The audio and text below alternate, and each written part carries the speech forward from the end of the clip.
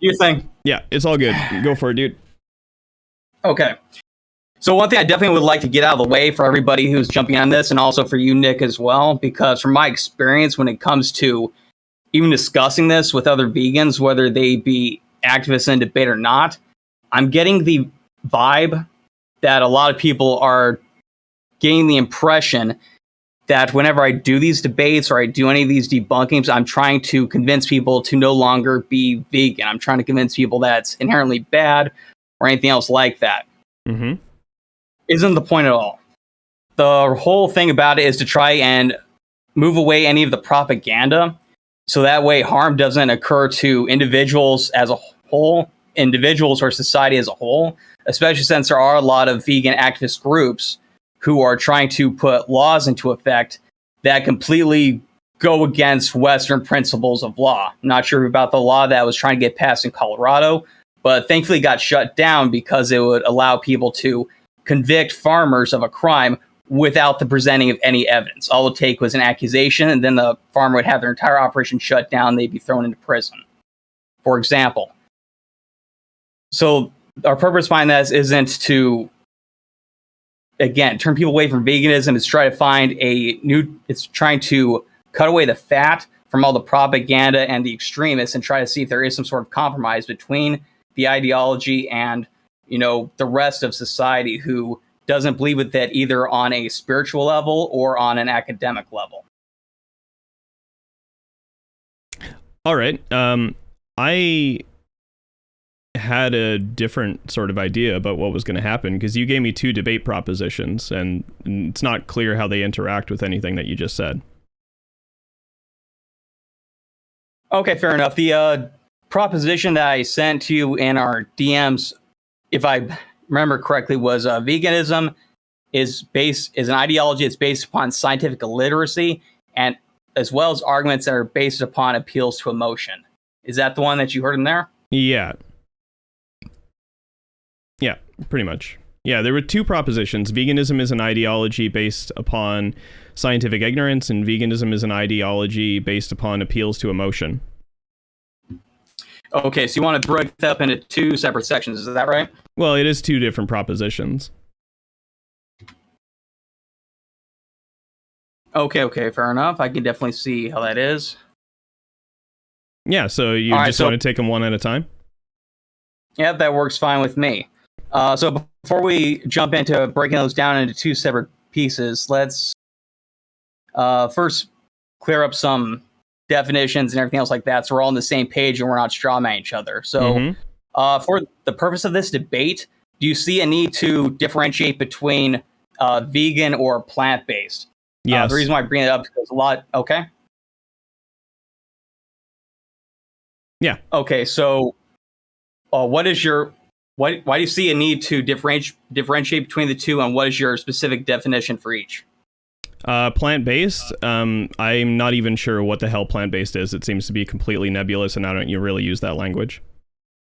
As far as veganism is concerned, I define veganism as an applied ethical position that advocates for the extension of basic negative rights to sentient beings, and the social and or political implications of veganism include, but are not limited to, abstaining from the creation and or purchasing and or consumption and or endorsement of the products produced using methods that violate the negative rights of sentient beings, provided that competing negative rights considerations are absent.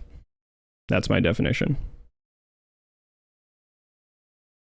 Okay, that's a very thorough definition. Very well.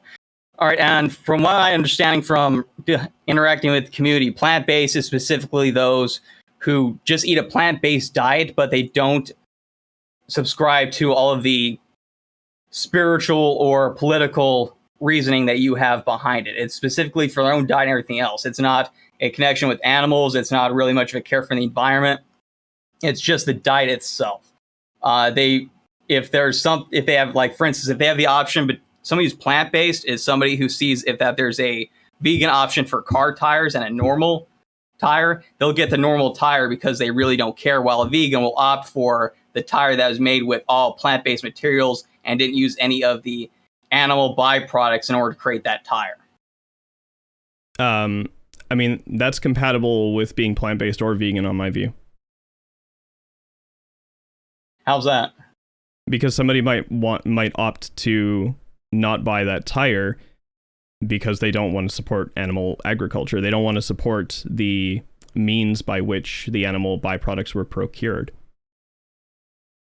So that's no, I'm saying the plant-based person is the one who'd go for the normal tire, not the I see what you're saying. Like the plant-based person like doesn't care. They're not motivated by ethics is basically what you're saying. Yeah, I would sign off on that. I misunderstood. Okay, fair enough. All right, so we will differentiate between this. Vegan is not only just the diet, it's the ideology as a whole. And when we're just talking about the diet itself, we'll use the verbiage plant-based. Well, I don't even think my definition provides, it doesn't make any prescriptions necessarily about what kind of diet to eat, other than a diet that is composed of things that didn't entail any negative rights violations, pretty much. So there would be like an infinite number of permutations of such a diet. So it's not like you can say like the diet that's prescribed by my view. Okay, so let me write that down. So for you, a vegan diet I can just send you the definition in the chat. Okay, works fine. Yeah, I can just paste that in the chat. It's fine.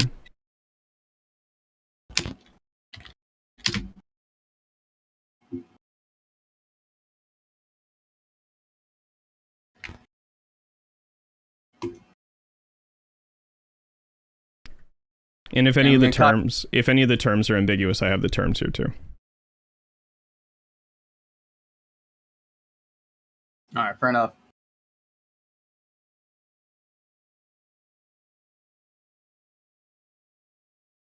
Okay, so can you give me an example where it would be possible to eat a animal product as part of your diet without creating any negative rights violations?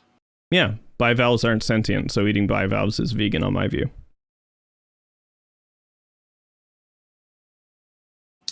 Okay, so any animal that is, so your take on veganism is an animal that isn't sentient. It's a sentience-oriented philosophy from is that correct? Yeah, that's correct. Okay, that's interesting. All right, so that brings me back down to what definition of veganism are we using? Because I found multiple definitions of veganism. I found the original one that was turned by the creator back in 1944. I found the one that was set up by the Vegan Society, and then yourself, and I believe there's a couple other vegan activists I've dealt with who ignored those entirely and jumped just into if it's sentient or not. So I'm assuming that you don't deal with the original definition of veganism or the one made by the Vegan Society. Is that correct? No, I think they're really cringe. Okay, fair enough. That's something I definitely agree with you on that. So, but since you're deviating away from the original definition and the popular definition, if you'll excuse the implication of bandwagoning on that, why do you still refer to yourself as a vegan if you don't believe that the original definitions are correct? Why don't you refer to yourself as something that is tangential or something that is parallel or just goes by different nomenclature other than vegan? I think because if I lean into vegans hard enough, they'll end up coming around to my view. Like, I think my definition of veganism better tracks their values. I think most vegans are just confused about what they value. Because I'll explain it. So on the Vegan Society's definition, it's basically if it's an animal and you exploit it, it's not vegan, right? So if you eat like an animal and it was exploited, it's not vegan, right? So if we define veganism as like if and only if something does not exploit animals, for example, it's just logically entailed there that like turning Santa's workshop into a slaughterhouse is vegan, right? Like slaughtering Santa's elves is vegan, slaughtering Wookiees is vegan, slaughtering aliens is vegan. Yeah, I don't sign off on that. I don't think vegans would sign off on that either. So I think we should just redefine it as something that better tracks the values of the people who hold the title.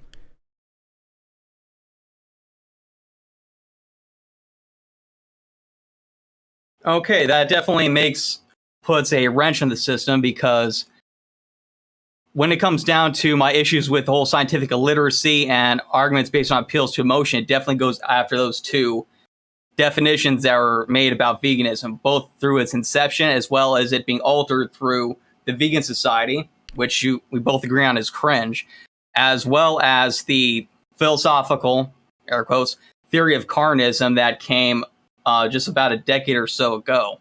Are you familiar with the theory of carnism and exactly what depths it went to with adjusting the philosophy? No, I have no idea what you're referring to. I've heard the word carnist before. I don't really use that language, but like I don't know specifically what you're talking about right there.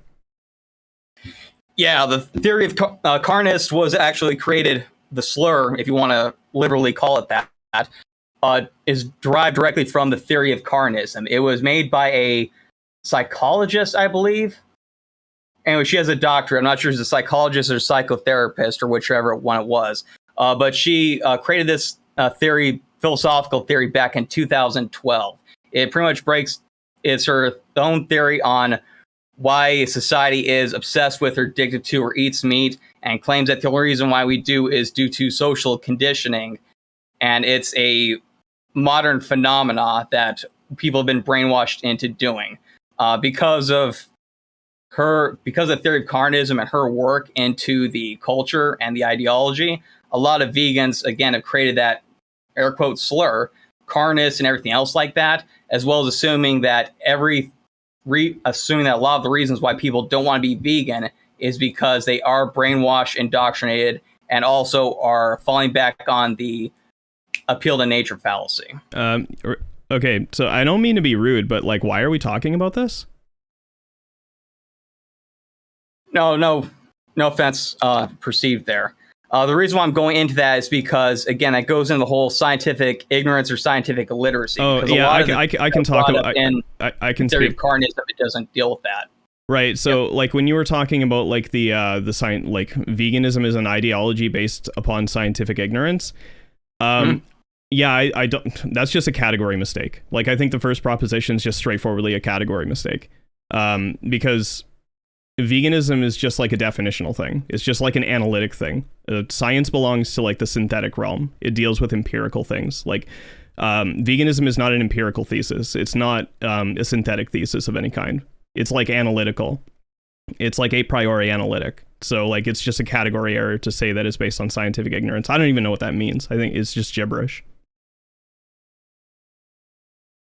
All right, okay, so I'm definitely seeing a misunderstanding when it comes to that. So the reason why I'm saying that scientific ignorance is because the whole philosophy of it, especially when it was originally incepted, even then it was analytic. Even then it was just definitional and analytic.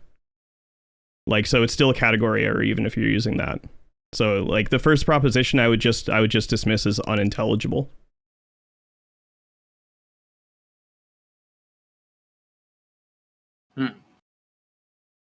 Yeah, so can we move on to the next one, I guess?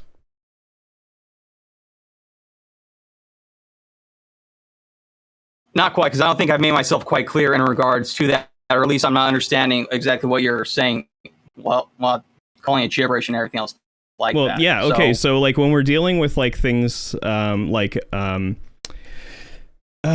like in philosophy there are like many layers. There's like the layer of philosophy, there's the layer of epistemology, and then within epistemology, there's the layer of the philosophy of science, and then there's scientific epistemology.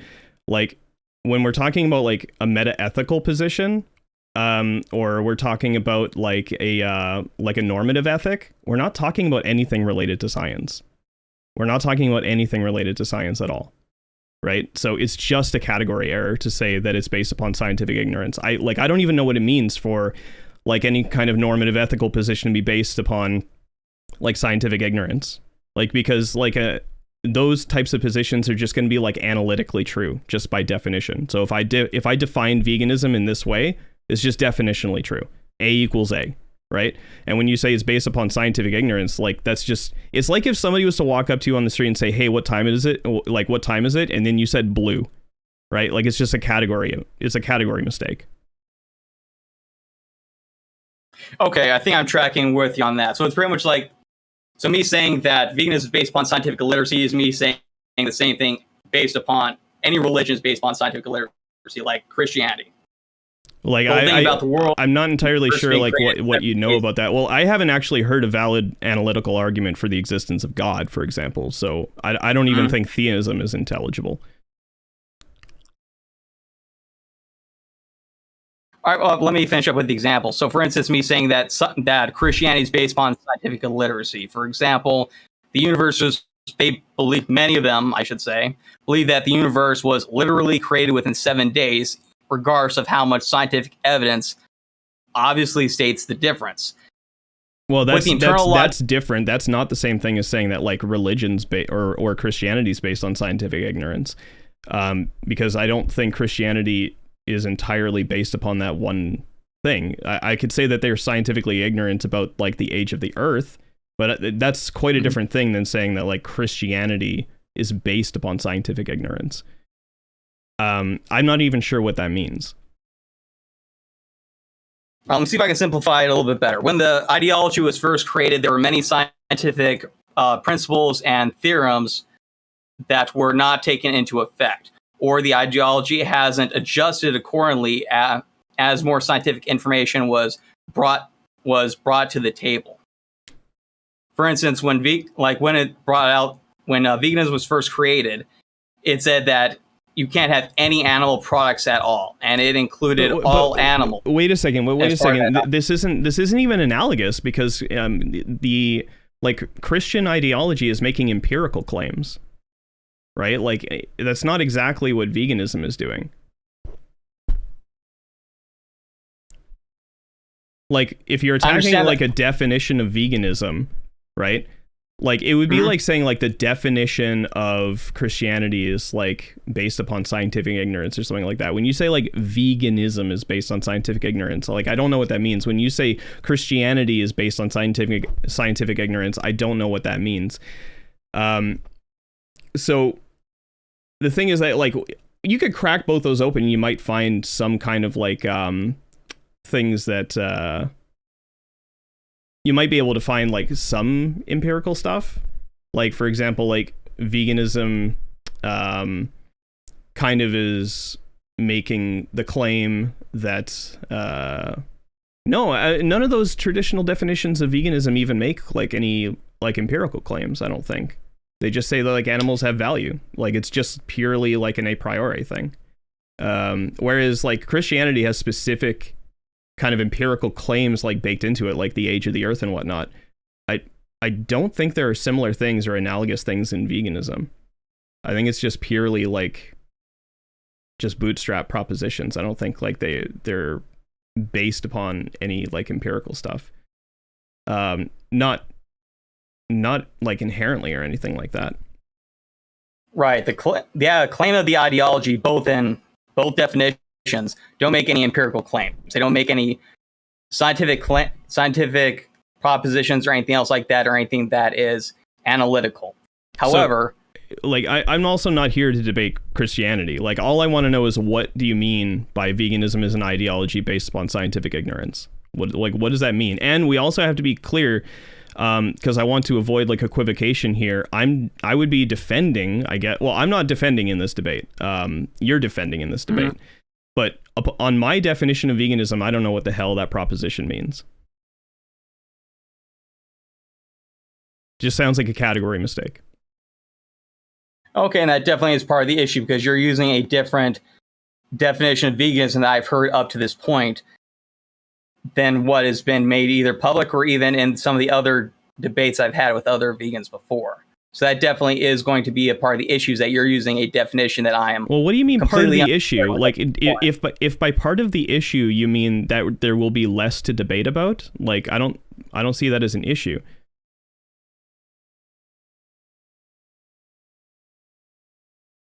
It's going to be a bit of it. The reason why I see it as a bit of an issue is because, like I said, this is the first time I've heard your definition, and a lot of vegans out there may not be aware of your definition, or they may completely believe in the original definition or the amended ones. So this may be a complete waste of time on both of our parts, because we're not working with the original definition itself, unless you want to, for the meantime, forego your definition and we can break No, down the I'm not going to do that. I think the other definitions are cringe. And I've already explained that I think the same thing applies even if you use the other definitions. I think it's just a category mistake. Okay, so let's try to get a little more to see if we try to find some common ground in this. Why do you believe that those two definitions of veganism are cringe, the original and the more popular one that's being used right now? I've already explained this because it would lead you to signing off on holocausting Wookiees being vegan. And I don't think vegans would sign off on that. I can give you the inference. I can put it in the chat. Hold on. Like, I have a deductively valid inference for this. It's like right on hand. There's the inference. The conclusion is, therefore, it's vegan to factory farm Wookiees. I don't buy that. All right, let me take a look.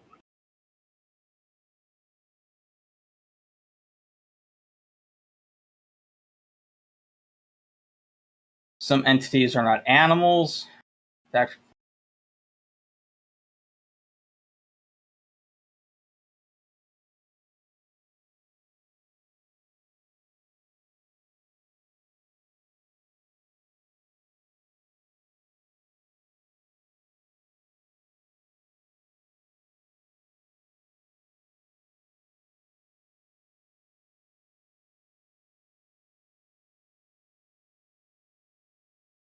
Okay, so based upon, so you're saying, so if I get this correct, you believe that when the original definition of veganism was created, the practitioners did not believe that humans were animals, or they did not categorize human beings as animals. Is that correct?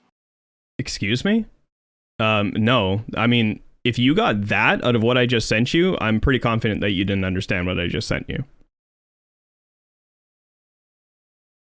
Right, so we can go through the inference together, okay, right? So for all things, it is vegan to do something if and only if something does not exploit animals, right? So that's for all x, v of x implies not e of x, right?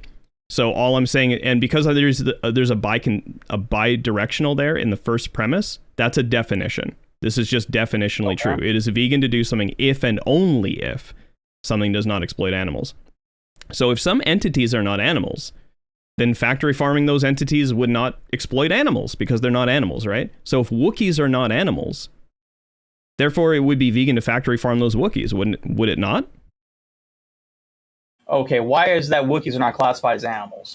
Well, we're just saying that they're not classified as animals. You can put anything in there, right? You could put anything in there that is sentient but not an animal.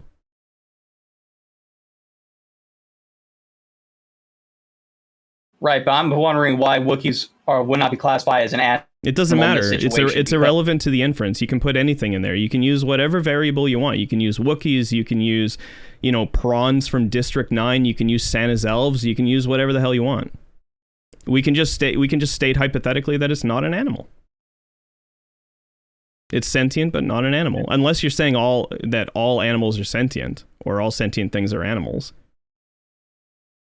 No, I'm not. The only reason I'm bringing this up is because right now we're dealing with things that hypothetically have not been discovered yet. Yeah, so that doesn't matter. That's not a barrier to my inference going through.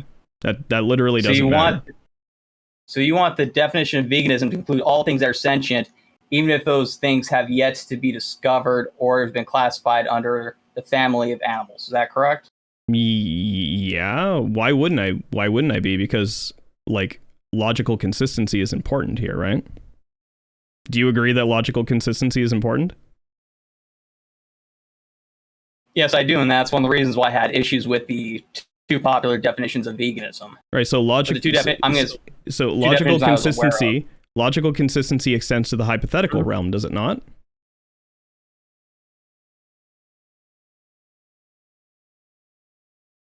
If you're talking about metaphysics, yes, it would. Right, so there's no contradiction, there's no problem with this.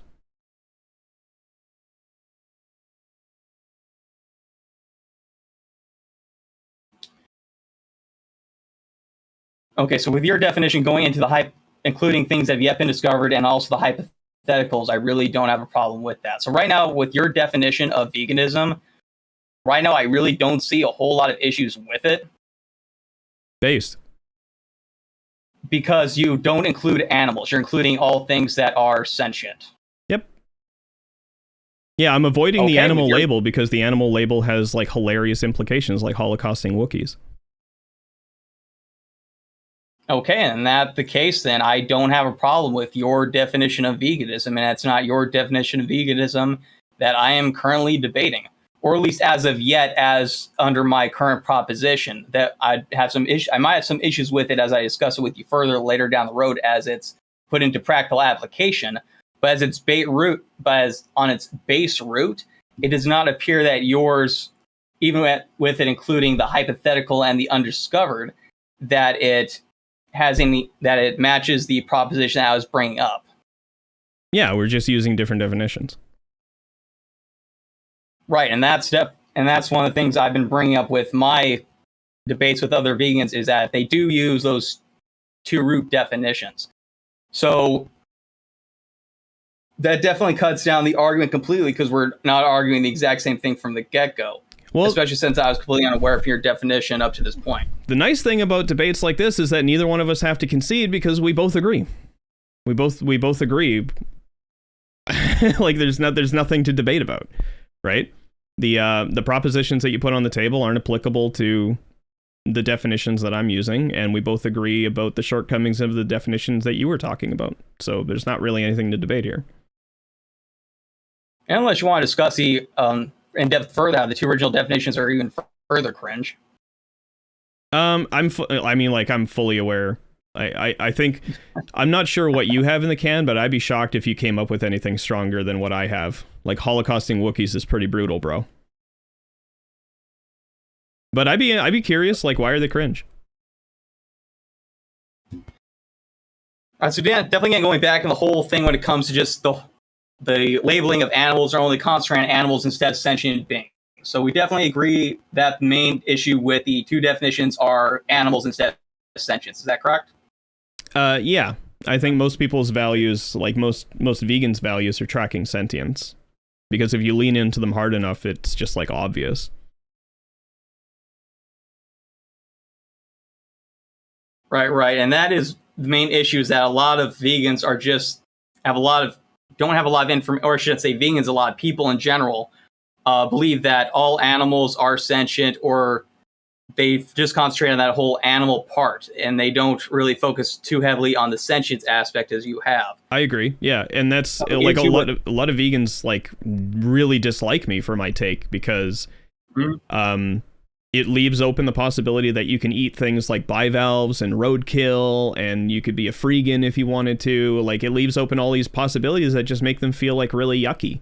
And that's like the best argument that they have against it. It's like, oh, it just makes me feel really yucky. Yeah, so a lot of them just disagree with me about it. I have plenty of debates on my YouTube channel debating with vegans who, disagree with me that eating bivalves is perfectly vegan.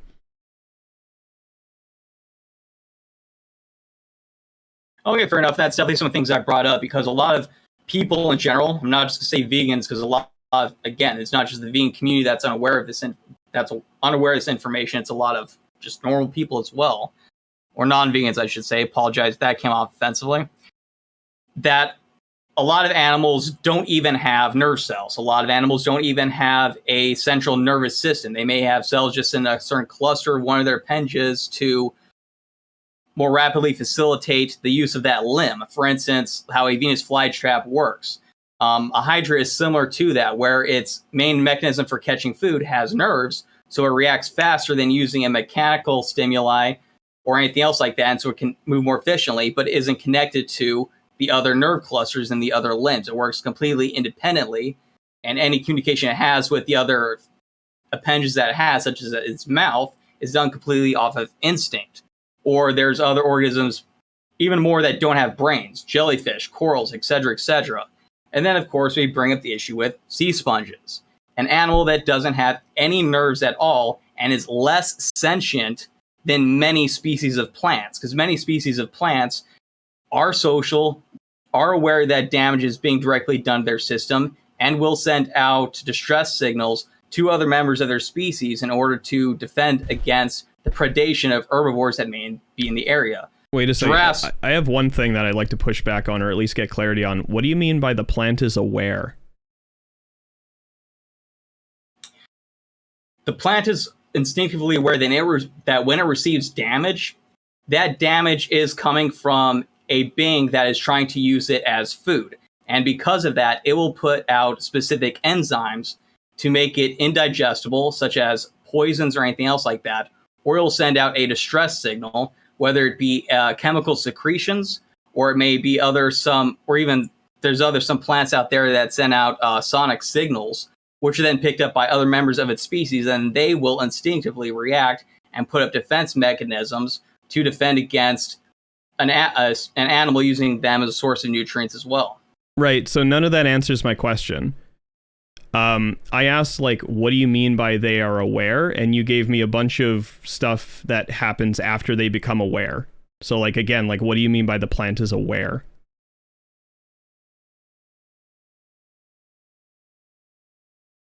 It is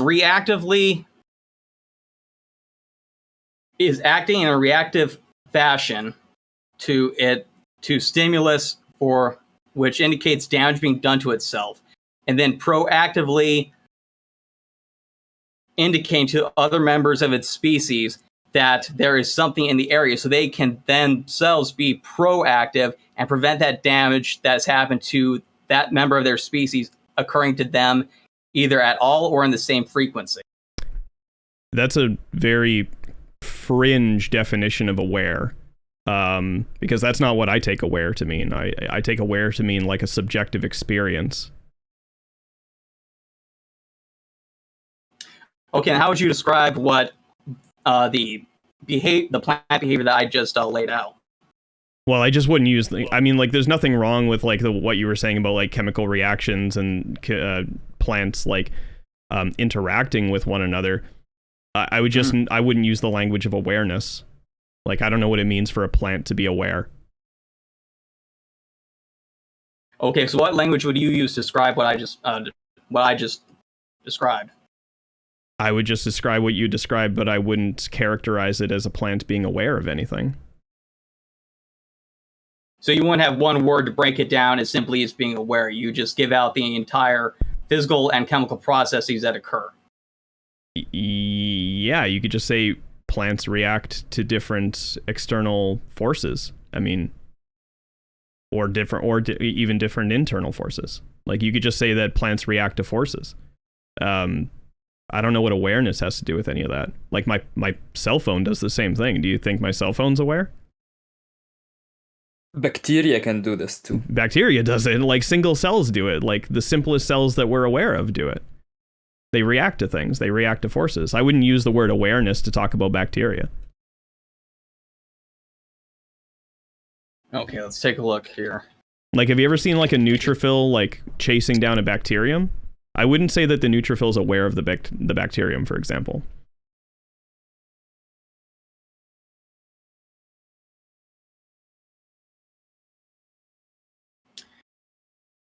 Okay, let me look at the breakdown definition of it. So awareness can also be known as the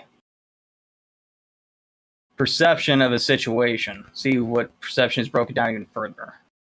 Yeah, that's what I already said this. Like, I take awareness to be a subjective experience, and I take a subjective experience to be like synonymous with perception. So, like, I don't know what it means for like a plant to perceive something.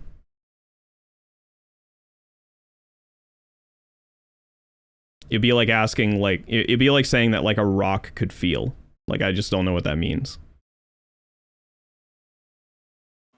All right, so perception is having knowledge of something through senses.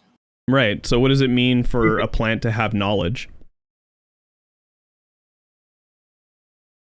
If we're defining knowledge as justified true belief, which is the standard definition of knowledge, like, what does it mean for a plant to have knowledge?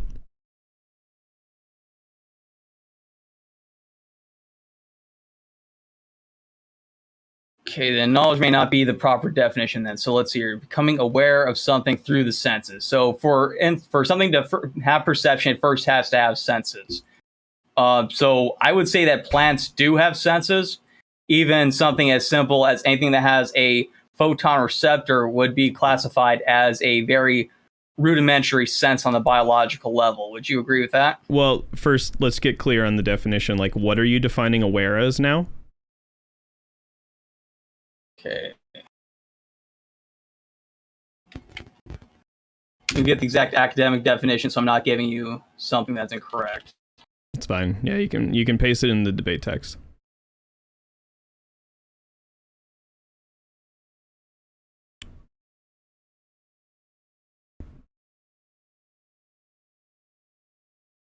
Okay, unfortunately, it looks like all of the academic definitions really follow circular logic. One definition says having the knowledge of something, then I look back into it as being aware of something. It just goes into a constant loop. Yeah, you find a lot of circularity in dictionaries. Yeah. I mean, but at the end of the day, are you I don't really care what's in the dictionary. All I want to know is what you mean by something, right? So if what you mean by awareness is that the plants are perceiving something, I don't know what that means. But if you're not saying that, what are you saying? No, I prefer to go by the dictionary first, so that way we're not going off of erroneous information. We're going off of what is academically correct. However, in situations like this, I completely concede that we are going to have to go on to internal and subjective definitions, especially when the dictionary constantly goes into circular logic like that. So now that we have to go into the subjective of definitions, let's see if I can word this in a way that makes some sort of consistent and logical sense. So when it comes down to an instinctual knowledge, having input being received through the senses that changes the behavior of the organism so that it reacts either to be reactive to that stimulus or be proactive for that stimulus individually or communally for that same stimulus to occur later on in the future. Yeah, so they just like react to their environment. They react to either internal or external forces, basically. Yes, I believe that's a correct interpretation of what I was saying, yes. Yeah, okay, cool. Just so we're clear. Okay, so yeah, sorry I derailed you, so like go on with what you're saying. You're saying something and then you talked about plants having awareness and then you were talking about something else. Sorry. Right, so I was saying that, like, for instance, the sea sponge is less sentient than some plants. And the reason for that is because the only thing that, sea sponge being an animal, only has photonic receptors. It doesn't have anything it only has photonic receptors and only has the ability to communicate with the other members of its individual cellular group through kinetic means and chemical means and everything else like that. It doesn't even communicate with individual units of its own species. It can only communicate on the cellular level. While plants, on the other hand, have multiple senses, means to take in information. Not only are some of them reactive to sonic vibrations, others are extremely reactive to physical trauma. They communicate with other members of their species, not only to defend against predation from herbivores, but also to act as an early warning system for, let's say, changes in weather or everything else like that.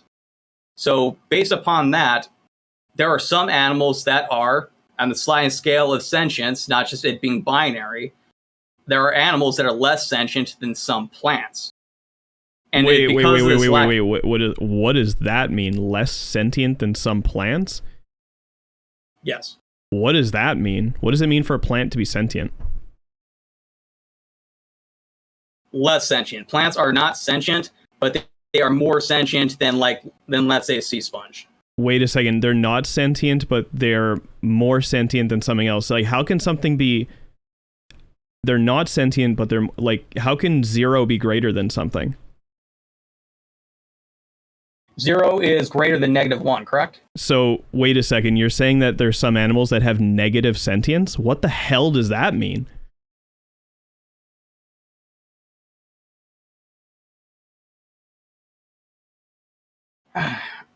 Let's put on a scale like this.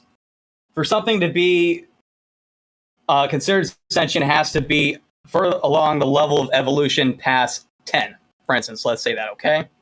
So down the road of cognitive cognitive function or the ability to perceive its environment, a species has to reach 10 points.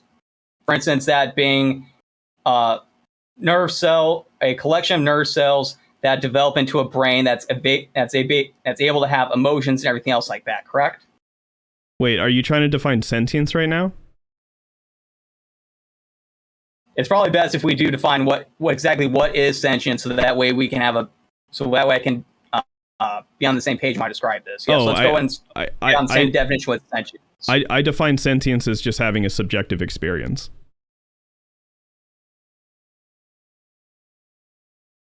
Okay, and what facilitates on the biological level the ability to have a subjective experience? I'm not sure I understand the question. What physical characteristics, what objective characteristics does a being have to have for it to be able to have a subjective experience? I'm sure they're innumerable, but the ones that we're aware of right now would be like a brain, probably.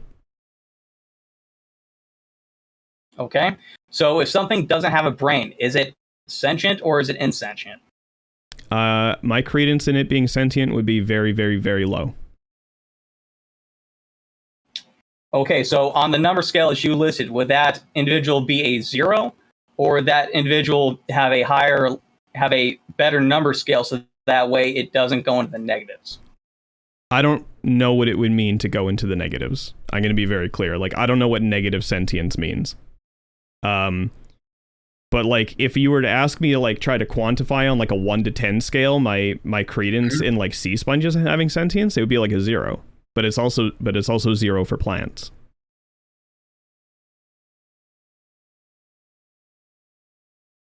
Okay, and what about jellyfish? Probably also 0, yeah. Okay, so a rock is a 0 and a jellyfish is a 0, correct? Correct. What is closer to evolving into something that is sentient, a jellyfish or a rock? I don't know what the hell that means. Closer to evolving to something that is sentience? Yes. I don't know what the hell that means.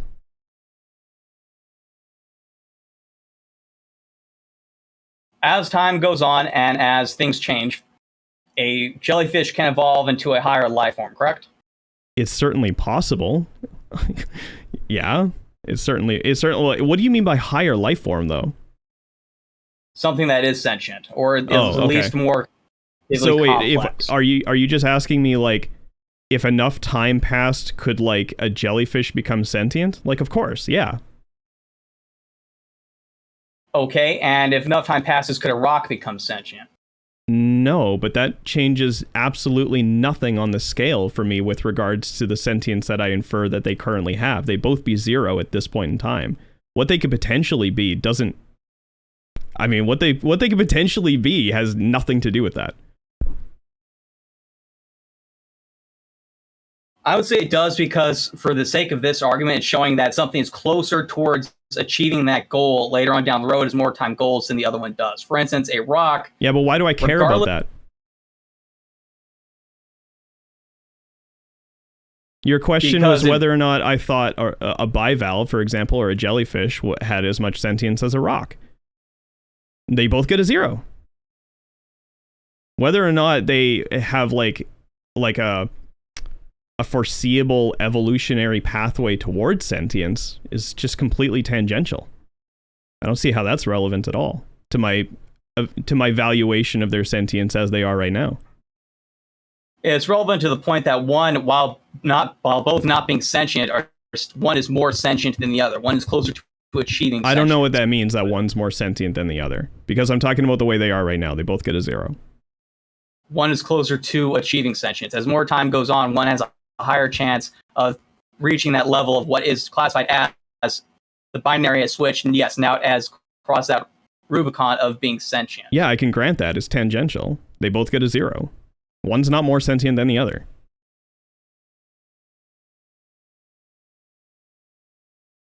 So one that is on its road towards being so a rock that doesn't have any biological or chemical reactivity is as sentient as something that is able to take in information from its environment and react accordingly. Correct. Because they lack the fundamental physiological prerequisites, which I already stated was like a brain, right? So if it lacks a brain, if the rock lacks a brain, and the jellyfish lacks a brain, neither are sentient. Or at least my credence in their sentient is about equally low.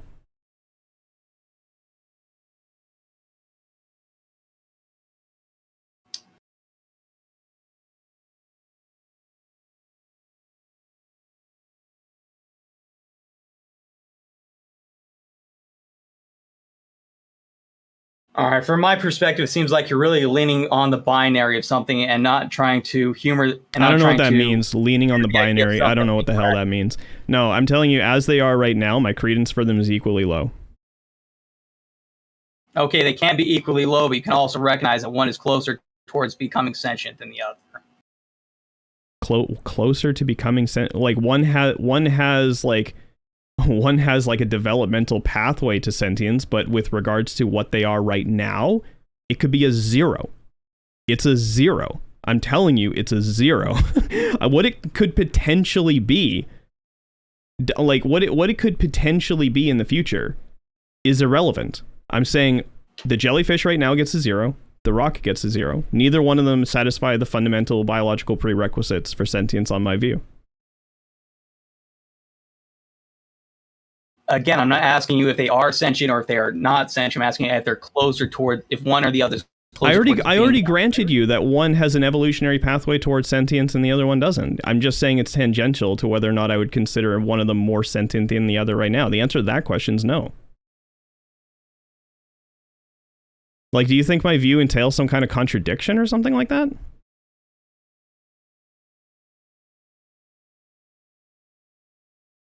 Maybe not exactly a contradiction, but just a refusal to acknowledge something. What am I refusing to acknowledge? Be very specific. Don't be vague. Don't use analogies. Tell me what I'm refusing to acknowledge. That both A and... So, something can be broke up into two categories. Category A and Category B. Both can have exact definitions on what makes something B different from A. And two different things can both be inside of Category A, but one can have more characteristics putting it closer towards Category B than the other one. More characteristics that put it closer? What do you mean by put it closer? Yeah. I already said, like, they both lack brains. They're not any more or less closer to sentience at this moment. Like, do you agree? Like, no, this is like a true dichotomy. Something's either sentient or it isn't, right? That's binary. That's a true dichotomy. This thing is sentient, true or false, right? I'm not arguing the binary with you. I don't know what that means. I'm asking you a question. Is it true that something is either sentient, yes or no? Yes. Yeah, so it's a true dichotomy, right? Something is either sentient or not, yes or no, right? So I'm saying that right now, the jellyfish and the rock, neither one have a brain. Neither one are sentient. They both get a 0. And we're in agreement with that. Both of those are not sentient. Right, you understand that I agree on that as well. Yeah, so when you're saying that, like, a jellyfish would be, like, more sentient than this, or, like, a plant would be more sentient than that, like, I literally don't know what you're talking about. Because, like, say a jellyfish doesn't have the fundamental biological prerequisites that we understand. A tree does not have the fundamental biological prerequisites that we understand. They both fit in the category of not sentient. So, like, I don't know what you mean by more or less sentient when you're referring to plants. I don't know what you mean when you are saying more or less sentient when referring to animals that don't have brains.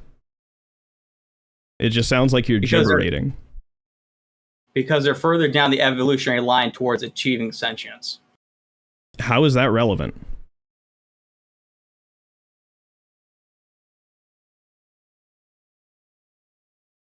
So if we knew for certain that a jellyfish was not sentient right now, but it had the biological prerequisites to allow for an evolutionary pathway towards sentience, and we knew that it was going to be sentient 1,000 years from now, you would say that that jellyfish is more sentient than the rock?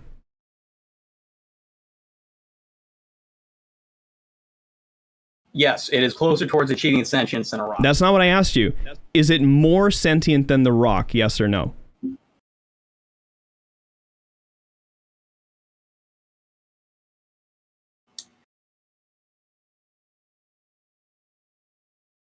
All right, maybe my verbiage is incorrect. Maybe saying that it's more sentient isn't the correct way to say it.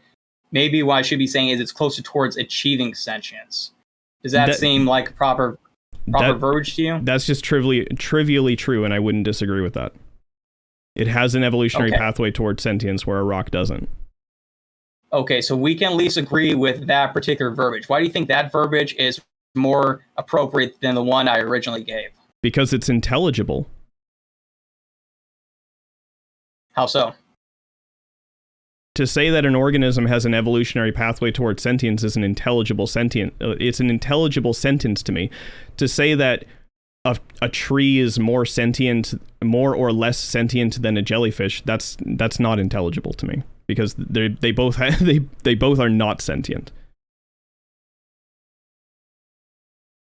So if they both get zero, they both get zero, but one has more zero than the other, like it's just gibberish.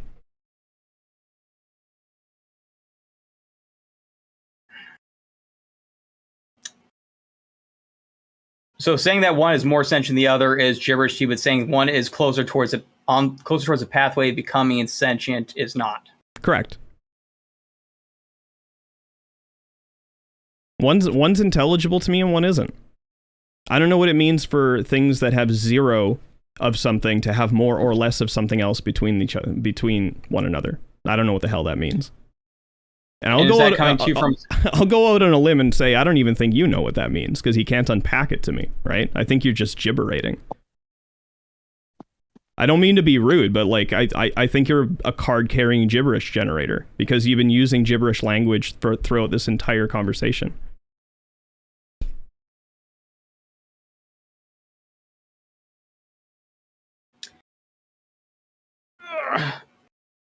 So why, again, I'm still confused why one is considered gibberish to you and one is not. Have you seen one verbiage being used in academic fields and the other one you just made up right now? It's irrelevant, right? Like, so you signed off on the jellyfish is not sentient and the tree is not sentient. You signed off on both of those, right? So you would place them both at zero at this moment in time with regards to sentience. Now you tell me how you can have more, how one thing could have more of zero than the other thing. Lay that out. Give me the argument. No, I would place sentience at 10 on evolutionary development. I'd say it'd be more at about a 10. Wait, a 10 for what? What does that mean? What are you referring to? All right, so 10 is going to be so since evolution and biological development goes in different pathways and different forms of complexity. It's not completely binary. For instance, as something gets more and more complicated, it's going to change its category. Like, let's say if something is a 1 through 3, is achieved being a single cellular organism. And because certain single cellular organisms are more complicated than others. Starting down at a 1, you have something like, let's say, a virus. 2, you have an archaeon, or an archaeon, how the hell you pronounce that. And then 3 would be a bacteria, because one is more complicated towards the other. One was more complicated than the other. One is more further down the evolutionary line. Then as you go further down, things get even more and more complicated. So things such as nerve cells get put together, more complicated internal communication, sociability occurs. And as you go further down the line, the actual definition of being sentience would be, like, let's say, a 10. That's when it has become so complicated enough that it forms into its own category. It isn't just a rock, or it's a full-blown human being. There's different various gradients between the basic chemical components and a biological life form that's able to achieve sentience and the level of culture that we have. So when I asked you like how the jellyfish or the tree were more sentient than one another, and you said you would give it a 10, I didn't hear anything in there that was an answer to that question directly. Like, what do you mean by give it a 10? I didn't say a jellyfish or tree would be a 10. Let's start with sentience being a 10 for the sake of the sliding scale of what means to be what means to be a biological life form. Well, wait a second. Just humor me for a second. Could you define sentience? Like, how are you defining this word? Because you're using it in a really fringe way, and it's becoming very clear to me that we're talking past each other because we have different definitions of something. So, how do you define sentience? What does that mean to you? All right, going off my own personal definition without looking at the official one, sentience would be the ability to take in information from outside your environment, react accordingly, and plan out for the future. That would be like a really, really, really fringe definition. Like, because I just take it to be a subjective experience. So if you had a mind without a body, I would still take that to be sentient, right? Even though it can't like physically react to anything, and it can't react to anything external to itself. It can only react to internal things because there's like a vacuum outside. I would still take that to be sentient.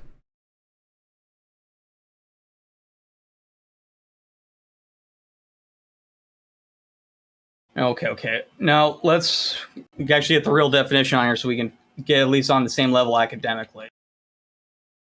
Well, I don't really care what's in the dictionary. All I want to know is like how you're using the word. No, I understand that, but again, for my personal take on it is that even when we get into a debate, we should definitely be using things accurately so that we don't further each other's ignorance on a particular subject. I've been in plenty of debates where we both thought that we were right about something, then we looked up what the actual information was. It turns out both of us were wrong. So if one of us won the debate, we still would have walked away from there even more ignorant, because now instead of two people being wrong on two different subjects, you have two people being wrong on a single subject that's been doubled down on. I don't know. So it's best. I don't know what it means for a definition to be wrong unless it's like contradictory or infinitely regressive or like tautological or whatever. Like, I just want to know what you mean when you say sentience. I don't care what the dictionary says about sentience. I just want to know what you mean when you say the word. And you said like it has to do with like reacting to things, and I just don't use that definition. But like, on your definition, like probably even some simple computers are sentient. Like my cell phone would be sentient on your definition.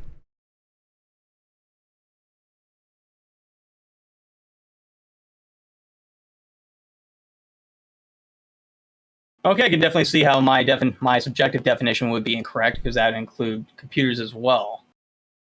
All right, so your takeaway on a sentient is just the ability to have a subjective experience. So how is define subjective for me, and why that would separate from something like, let's say, a computer or something else like that, for your example? Yeah, I would take objective to mean everything outside the mind, and I would take subjective to mean everything inside the mind, and I would take a perception to be some kind of experience.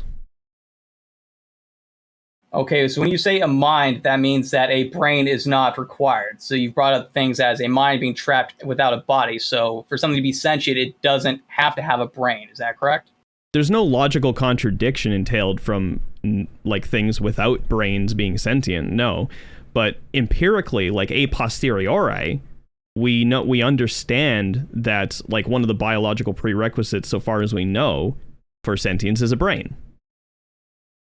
Right? So just based empirically, if it doesn't have a brain, we don't have good epistemic justification for thinking that it's sentient at this point in time. We might change our epistemic justifications in the future if we ever discover different kind of like, I don't know, like sentient modalities or something like that.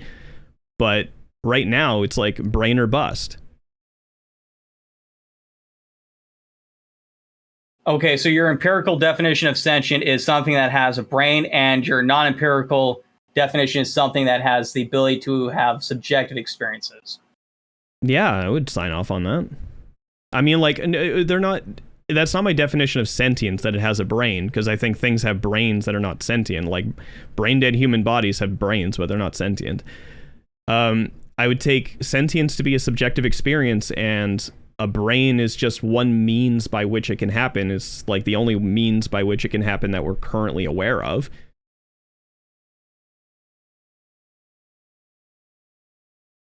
Okay, so make sure I got this correctly.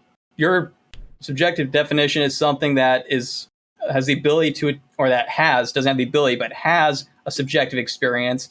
And one empirical indicator of that is to have a brain. Yeah, that's fine. Okay. Now, as you said before, that something would be, like, let's say we have a brain dead human. We both agree that somebody who is completely brain dead is insentient. Their ability to have subjective experiences is no longer there. Everything that has the ability to compute has been completely turned off.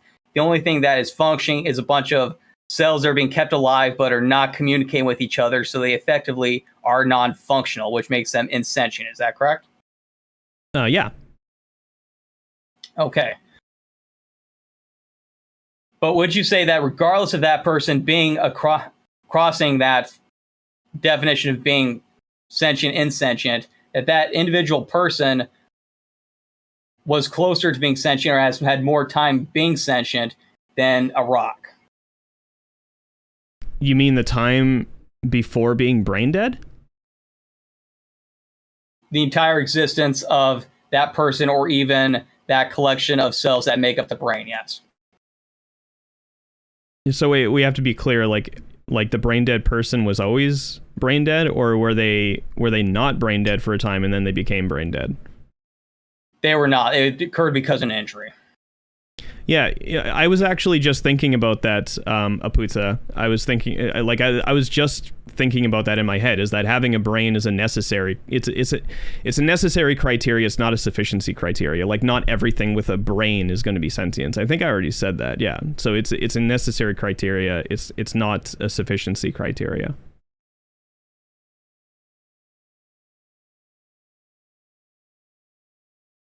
But sorry, I don't want to evade your question. What did you just ask me? Let me first finish up on that. Did you make the claim? Did you make the amendment that's possible for somebody to be brain dead yet still maintain their sentience?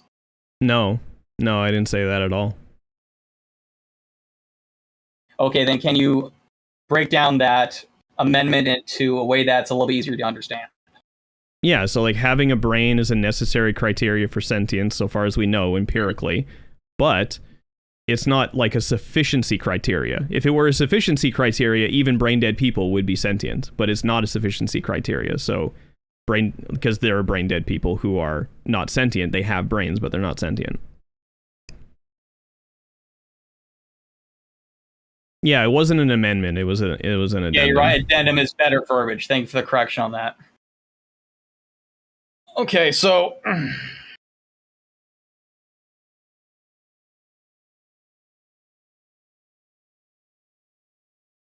right, so let's see if I can try to get, let me remember exactly how I stated my question so we can try to get things back on track.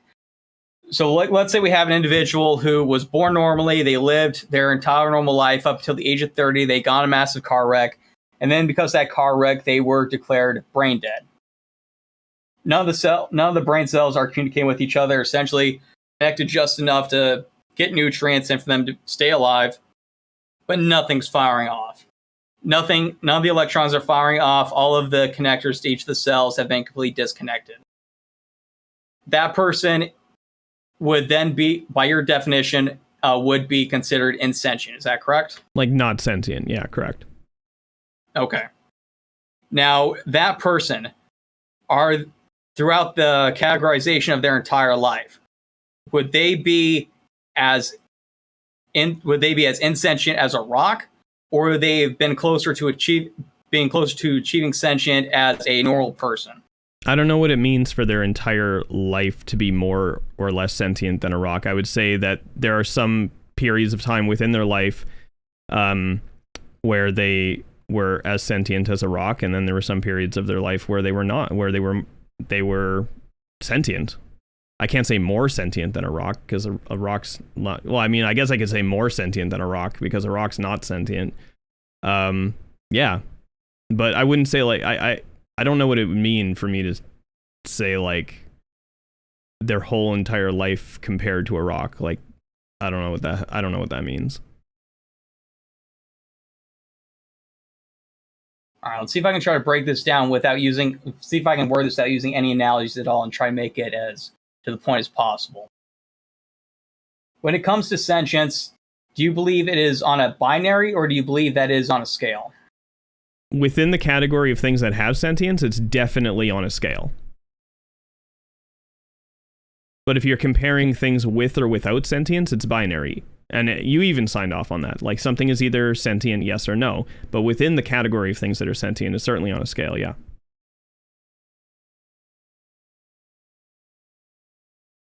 Can you describe a little further what you mean by things that are in the category of sentient, that they are on a scale? Yeah, for all the things where sentience is true, the sentience likely exists on a spectrum. So sentience is like a personal experience, like a subjective experience, and I think some of those subjective experiences have like more qualia than others. So I think some subjective experiences include things like pain and discomfort and like well-being. Some subjective experiences might not include those things. So there's certainly like a bunch of different permutations of sentience, and they're not all equal, right? So I think they probably, if we're also putting them on a scale, is like a scale, what's the value on the scale, right?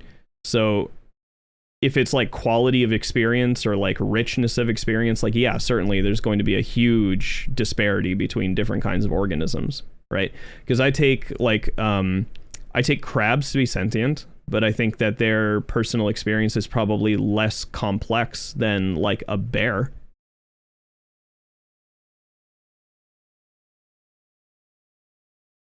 Okay, I like the example that's given here as well, the multidimensional spectrum, something that's closer to achieving multidimensional awareness or has more abilities to collect more information and stimuli from their environment and also be able to process it efficiently, is more sentient than something that is not. Yeah, so I think it could exist on a scale. It's like being in that scale.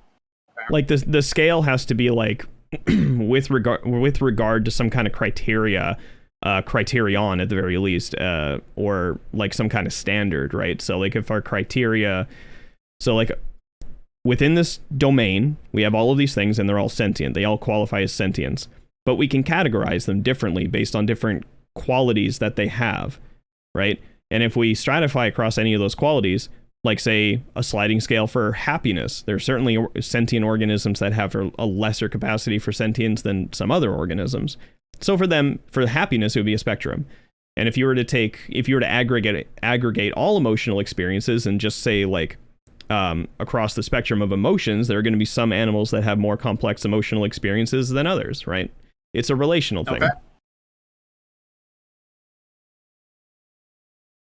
Okay, I completely agree with you on that. And I also like this example right here that for when it comes to another analogy for being sentient, a glass can be empty or contain liquid. Among glasses that contain liquid, some contain more liquid than others. Do you think that's a decent definition for the sliding spectrum of being sentient and not of being sentient? Well, it's an adequate analogy. It certainly puts an image inside my head. Okay. So let me try to create a similar analogy for the side of being non-sentient. So something that is not sentient, as already determined here, is a glass that is completely empty. That is also not sentient because it doesn't contain any liquid or sentience. Are we on the same page with that? Sure. Okay. So would you say that some glasses are better at potentially containing liquids, or some vessels are better at containing liquids than others? For instance, while a empty glass is still empty. It doesn't contain any liquid. It is better at potentially containing a liquid than a glass ball. Yeah. That's just... I would grant that. Like, if that's all you mean by more or less sentient, like, that's fine. I just wouldn't use language in that way. Okay, so the issue isn't with my analysis of the being, it's just with my verbiage. Is that correct? Yeah, I just didn't know what you meant, right? But if all you mean by more or less sentience, in this context, is that they have a greater or lesser capacity for like an evolutionary path that leads to sentience, yeah, I mean, like, that's fine. I wouldn't use the word in that way, but if that's all you mean, I mean, I don't have a problem with that. Okay, now when you say that you won't use it that way, and you said that my usage was essentially garbage, is that just because of your subjective experience when it comes to speaking academically, or is it from an academic objective standpoint that my verbiage was incorrect? No, I'm not saying it's incorrect. I'm just saying that I didn't understand it. Because we're using some of the same words, like the same kind of like vowels and syllables are coming out of our mouths, and I use some of those same vowels and syllables and consonants too.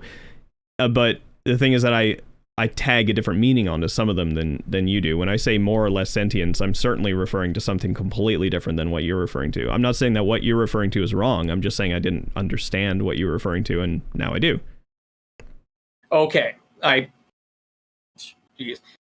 as long as we're on the same page with what I'm trying to say, then we're definitely on the right section there. As long as we don't equivocate. As long as we don't equivocate, we're fine. Okay, I do apologize for being stupid right now. Can you please define equivocate for me? Yeah, to equivocate means to use like multiple definitions of the same word in a single, like in an inference, for example. Like if you say something like, I don't know, like this is the only example that's coming to my head. There's like this nutrition sophist who like makes like arguments about like LDL, like the bad cholesterol. I don't know how woke you are about that stuff, but like he makes like inferences about LDL cholesterol, but LDL is like contained within lipoproteins, and you have this protein on it called ApoB, right? Now they both associate with risk in different ways, and he will use LDLC or ApoB in different ways in his arguments in order to make the argument go through. So he might be making an argument to say like, oh, like ApoB does this, but then he'll use the term like LDLC to make the argument. So he's like, oh, see, like this study shows that LDLC doesn't do this, that, and the next thing. And then it was like, well, we were talking about ApoB, and that's an equivocation. It's basically when you're like using two different definitions of the same word in an argument. Okay, I definitely see where you're coming from on that now when I was saying more sentient instead of on the path towards being close towards being on the path of being sentient. Okay. All right, I see where I was wrong on that as well, and thank you for the correction on that. Yeah, no problem. That's probably all. I've had a lot of pushback when I've been dealing with a lot of vegan activists when I've brought that point up. So thank you for bringing that to my attention. No problem. All right. I don't think I gave a very good definition. I could find something a little bit more official, like the Stanford Encyclopedia of Philosophy is probably better than me. Equivocation. Equivocation, the use of equivocal language. Well, that's not very helpful. Here. An ambiguous or deliberately evasive statement. Deliberate evasiveness in wording, the use of ambiguous or equivocal language. So the definition of equivocal, subject or two or more interpretations being used to mislead or confuse. Yeah. Well, that's not right. Yeah, it's kind of the definition that I gave. Kind of. Yeah, except there was no intention to deceive. So that definitely no malicious intent behind there. That's why I'm disagreeing with that definition, because that was definitely not my intention, whether it be conscious or subconscious. Wait, somebody gave a definition of, or somebody gave an example of an equivocation. I have balls And so does the lady at the toy shop. Balls here refers to testes and spherical bouncy toys. Yeah, that'd be an equivocation. Oh, okay, fair enough. Yeah.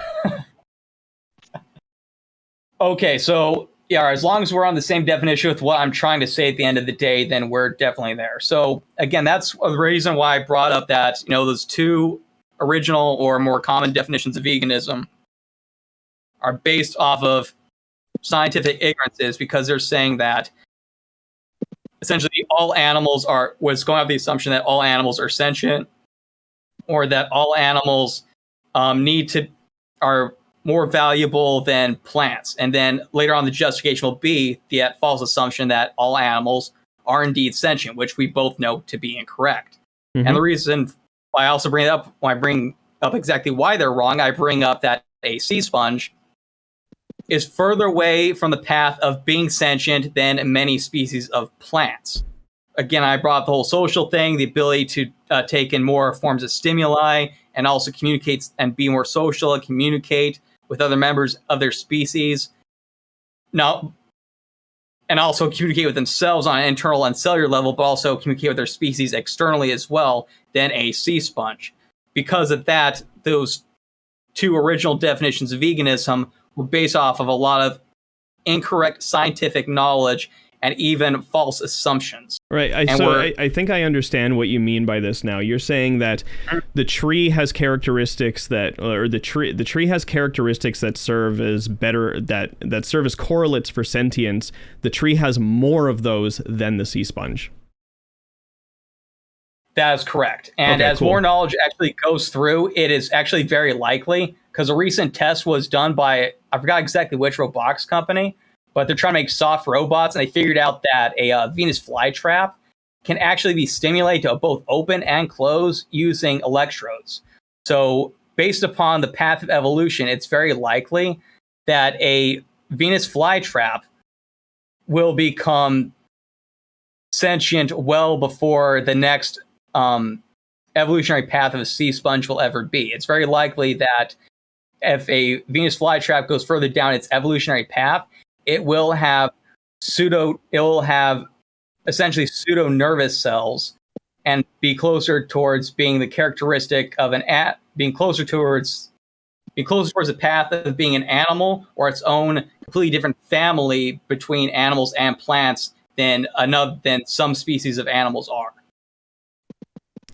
I would certainly say that, well, I'm not entirely sure whether or not the plants would have more or less of a chance to reach that, like, evolutionary, like, point. But yeah, if all you're saying is that the tree has more, like, characteristics that are typical correlates for sentience than the sea sponge, then yeah, I don't disagree with that. Well, I'll just take your word for it. I mean, I haven't like looked into like tree versus sea sponge physiology, but I'll just take your word for it. Okay, fair enough. No, and to answer this one guy's question, all evolutionary paths do not lead to sentience. When it comes to intelligence, there's a lot of arguments out there that intelligence is actually detrimental towards how successful a species can be, and being unintelligent can actually be an evolutionary advantage in many cases. We're one such, us and many other species are one such example where that's not the case as of for now, even though there's still many arguments out there that us being intelligent is what is going to lead to our eventual extinction. So not all evolutionary paths will lead to sentience or even higher forms of intelligence, just because it's either not necessary or is the catalyst towards a species extinction. Also, I think it's pretty clear that evolution has a tendency to not produce sentience because it's extremely costly. It's very expensive to be sentient. It takes a lot of energy to like run a consciousness. So like if you actually look at like the total biomass on Earth, humans make up like a very tiny fraction of that, and sentient creatures make up in like a tiny fraction of the total like biomass on Earth. So I think like evolution probably favors being non-sentient because it's just like really expensive to be sentient. You have to have like some very niche kind of evolutionary pressures in order to give rise to sentience. Oh, absolutely. And most life in general tries to function towards being as efficient as possible.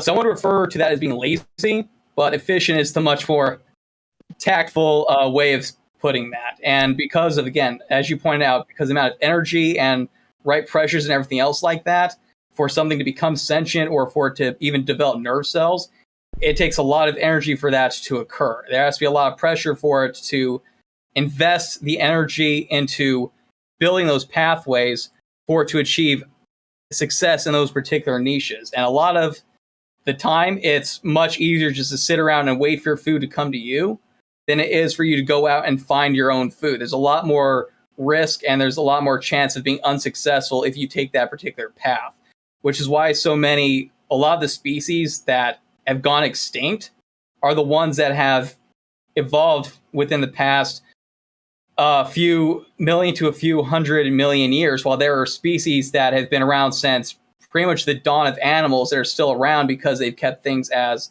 simple as possible.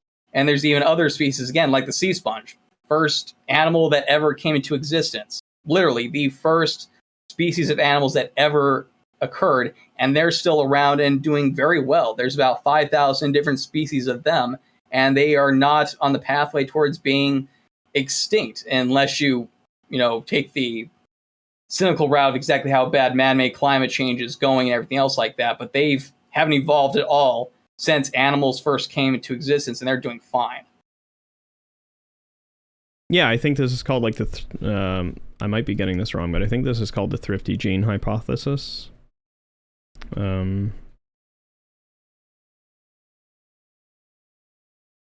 I'll definitely take your word on that as well. I haven't heard of that one yet. Thrifty gene is an attempt by geneticist James V. Neal to explain why certain populations and population subgroups in modern day are prone to... Oh, wait, no, I'm referring to something else. It's like there is a... No, it's not thrifty gene. It's something completely different. It's like it's something within the domain of evolutionary biology it's basically making the argument that sentience is actually like probably a pretty rare event because the selection pressures would have to be like really niche in order to have it come about.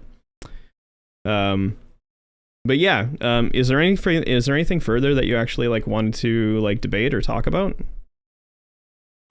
Debate probably not, because again, I came in here assuming that you went off of the two well-known and most popular definitions of veganism, which even though you classify or you call yourself a vegan, you're not going off of those. Mm-hmm. You're going off of the more reasonable take on it, which is just taking care of things that are sentient.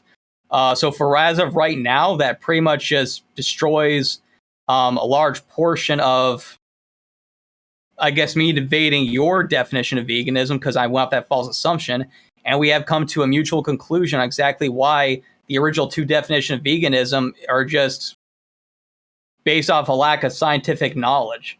So as long as we've come to the conclusions that I can't, as of right now, debate your definition of veganism, and the first two definitions of veganism had huge gaps of scientific knowledge that they were unaware of, then we're both on the same page. Yeah, I think I was already aware of like the shortcomings of the previous definitions. Oh no, I definitely am aware of that as well. Just as long as we're both on the same page, that's where this debate so far is concluded at.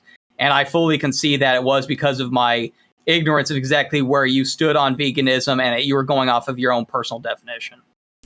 Yeah. So yeah, I don't subscribe to any of those other definitions. Okay, fair enough. So now since we're going to put that off to the side right now, one thing I saw on your Twitter feed that you mentioned that essentially a lot of anti-vegans are really stupid. Yeah. What is your definition of an anti-vegan? I would say people who like actively advocate against veganism in some capacity or another. Okay, and based upon my preamble when we first started the debate, do you think that I fall into that category? I'm not sure.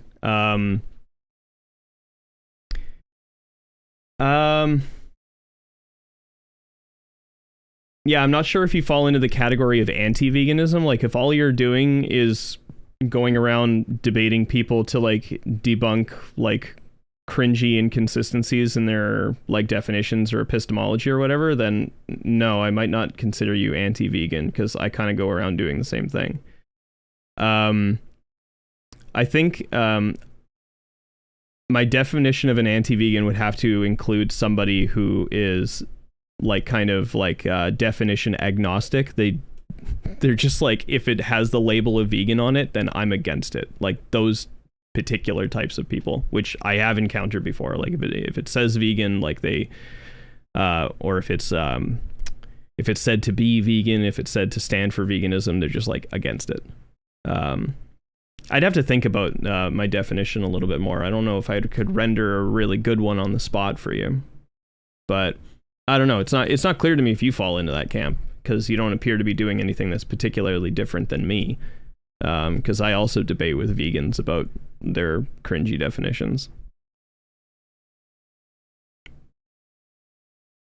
Okay, fair enough. And again, just going off on a different tangent here, do you think it's going to be possible, if more vegans took your stance and everything, that the new definition, your definition of veganism, will now become the mainstream one? So that way, at least the outside looking in, veganism will be looked at as a much more reasonable philosophy. I mean, that's the hope. I have absolutely no idea whether or not that will happen, but like, I think my definition is like more, I think it better tracks the values that vegans have, and I think it's less assailable, because it has like fewer, it just entails less hilarity overall. So I hope that it gets adopted, or something better than my definition gets adopted. I'm certainly open to that. And what do you mean by entails less hilarity? Right, so like it's probably going to entail some, like my definition is probably going to entail some hilarity, right? Let me just take a quick peek at it. Veganism is an applied ethical position that advocates for the extension of basic negative rights to sentient beings. Yeah, like I'm just assuming, because most positions entail at least a little bit like hilarious reductios. I'm just assuming that the definition that I put on the table like probably entails a few of them that I'm not aware of. But it certainly, I think it would probably entail fewer of those hilarious reductios compared to like the more popular definitions that you were talking about.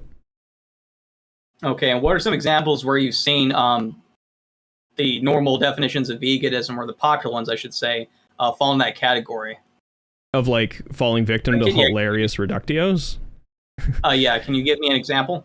Yeah, holocausting Wookiees. I think that's a hilarious reductio on that view.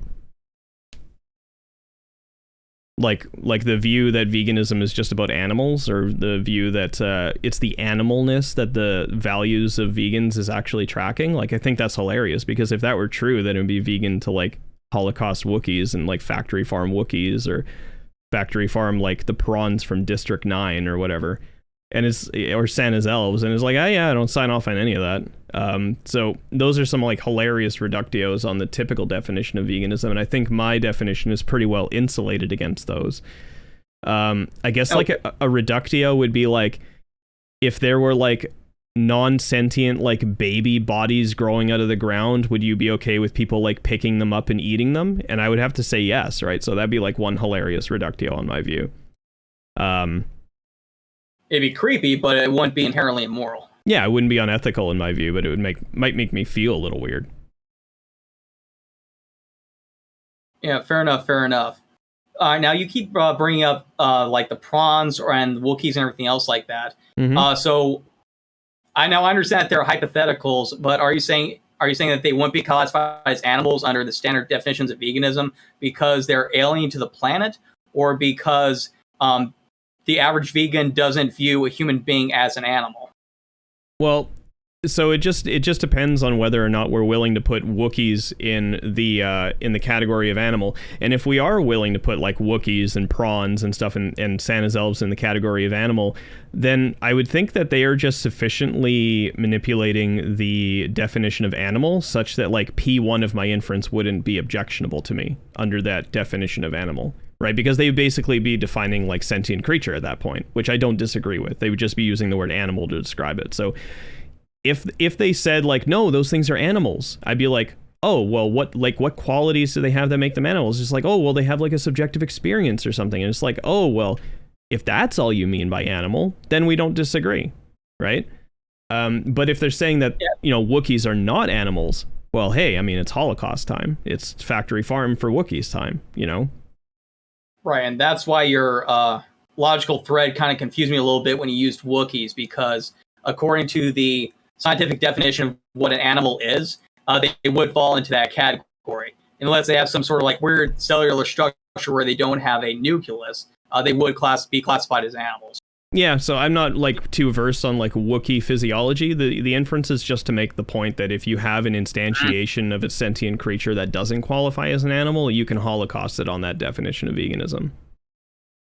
Or not that you can holocaust it, that it would be vegan to do so. All right, so maybe switch out Wookiees with that sentient Venus flytrap from Little Shop of Horrors. Yeah, that'd be fine. So like Audrey 2? Yeah, like you could factory farm Audrey 2.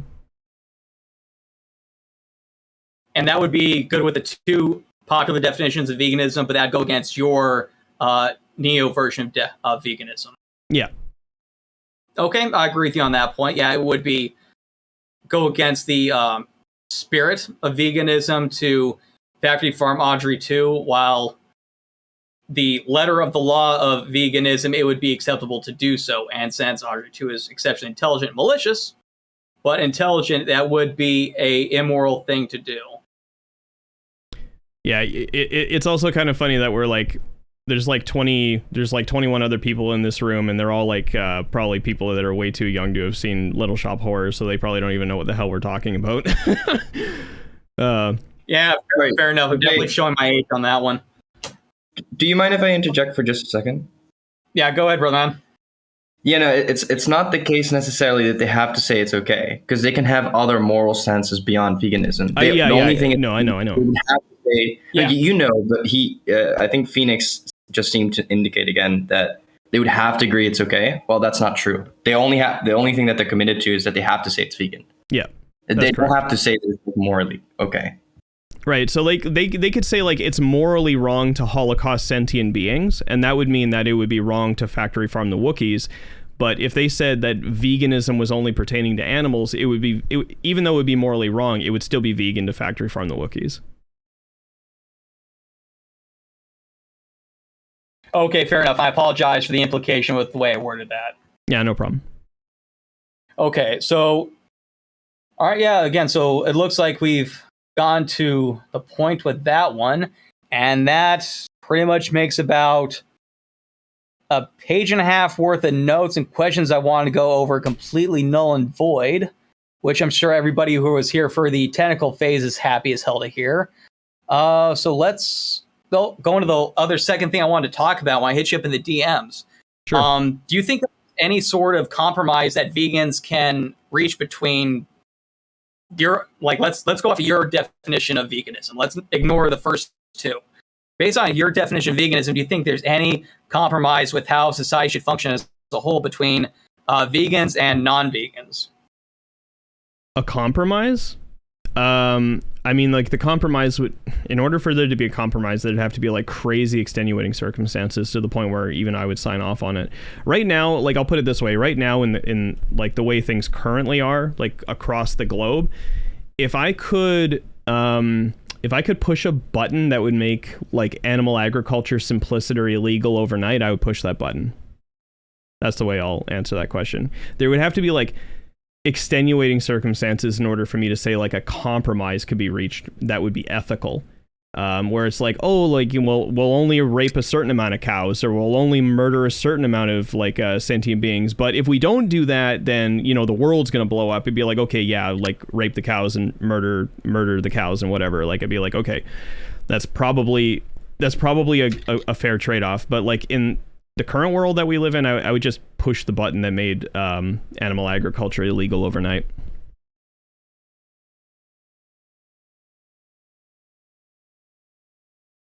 Okay, now that'd be your personal Of course, when you say make it illegal overnight, you would also include replace it with the infrastructures to still keep society functioning and keep it healthy. Is that correct? It wouldn't just be the elimination of an industry. It would be putting in proper substitutes.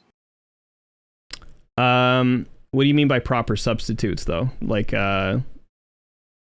people would have access to like B12 supplements? Yes. I mean, people already have that, so I think I would just push the button. Not everybody has access to B12 all throughout. Well, okay, so like let me rephrase that. I think we have the infrastructure that even if I did push the button, it wouldn't cause a catastrophe. And even if it did, I think I would just sign off on it anyway. Like, because we have a couple options ahead of us, right? We can, if we stop the Holocaust right now, right, we spare, like, ostensibly infinite suffering, because right now it seems like we're just farming these animals in perpetuity, right? So if we end it right now, we're ending infinite suffering. But if we don't, we're allowing infinite suffering, or at least a potential for infinite suffering, to a greater degree, right? Like, so if I push the button, maybe some humans would suffer in the short term. Sure. Maybe some people die. Sure. Right? But I think we would still be fine overall. Like, I think we would still persist. And I think we would have spared basically like just an infinite Holocaust that's just causing like infinite suffering. Okay, that's definitely a whole other series of debates. So you personally believe that the sacrifice of people who have, like, let's say, economic or biological limitations that prevent them from going vegan would be a beneficial sacrifice for veganism to be a worldwide thing? If such biological limitations existed, which I'm not even sure I would sign off on. Yeah, I would say it would probably just the more ethical decision in that case would just be to still push the button. Okay, that right there is still another whole series of debate that I'm not going to waste everybody's time on. So, all right, let me try to see if I can phrase it a little bit different what I mean by compromise. Other than pushing a button and moving forward with the complete elimination of animal agriculture, you believe that vegans would be willing to promote industries in animal agriculture that are more humane than, let's say, factory farming? Would they be willing to promote industries that are still animal agriculture but are not factory farming and are more, or at the very least are more humane than what is shown in the propaganda videos when people think of and see a factory farm? Okay, so there are a couple things to consider here. Like, if you're asking me, okay, so if a vegan had a button in front of them that would just end animal agriculture, or they had a button on them that just would improve the animals' lives, I think they would press the button that ended animal agriculture. But if they had two buttons in front of them, one that maintained status quo and one that drastically improved the quality of life for the animals in the agricultural industry, I think they would press that button, right? So, I think anybody with half a brain would press that button.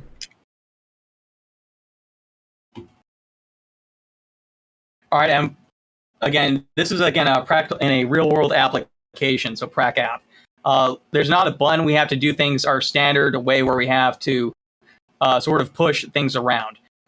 If you have the option between, like, let's say, forcing a law that makes animal agriculture, makes it almost impossible to get into animal agriculture, would you force that, or would you choose to promote industries which are more humane than the current practices that are going on? Would you go into, like, let's say what's going on in the UK right now? Would you conduct a protest where you go in and start breaking over milk jugs and everything else like that? I don't think that's particularly necessary. I mean, you could probably make an argument for that being counterproductive. But the thing is that, like, because if you're going in there and just breaking a bunch of milk jugs, I mean, like, you still have a demand that you need to satisfy. If anything, that just leads to the like rape and torture of more cows. So, like, how the fuck is that productive? But, like, so,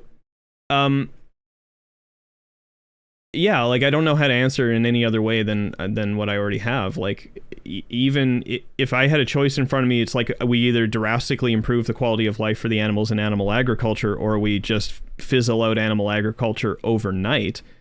I would choose the latter. I would fizzle out animal agriculture overnight.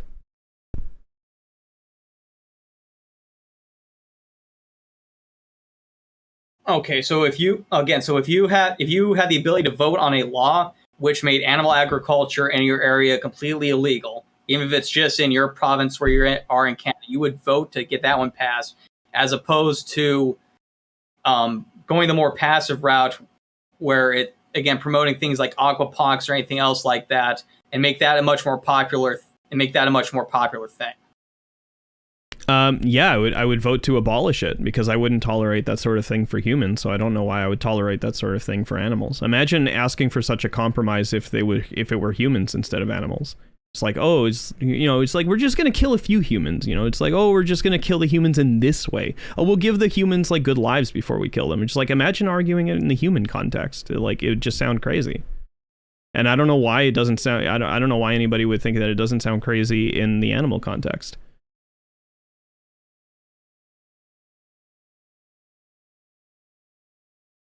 All right, and answer one of your guest questions, why I'm asking them, and what's the point? The reason behind that is because a lot of the laws that are being passed out are, again, go against the basic fundamentals of liberalism, such as that red tape law where you could get a farmer thrown in jail because of an accusation, not because of any evidence. Again, because a lot of things like sustainable farming completely rely on some degree of animal agriculture. And from what I've seen, the plans to implement a agriculture system that is based completely upon vegan culture and even things such as baseline hydroponics isn't going to be sufficient or sustainable or even environmentally friendly. Unless, of course, we call a massive part of the population, which I'm not willing to humor, but...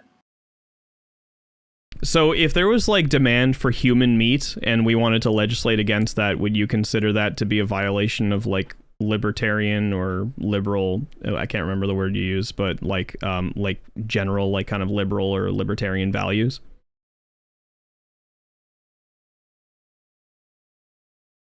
For the production of human meat. Yeah. All right. So we're talking. So no. If there was demand for human meat, so people were entering the market looking to procure human meat, right? Like one of the tenets of libertarianism might be that they should be able to do that, right?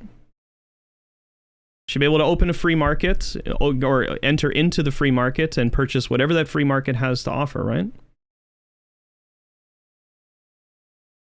Okay, so let me start off answering a question by saying, one, that's creepy, and I would never participate in it. Well, I didn't ask you if it was creepy, right? I said, like, would you still consider that to be a violation of like libertarian, like what did you say it was a violation of?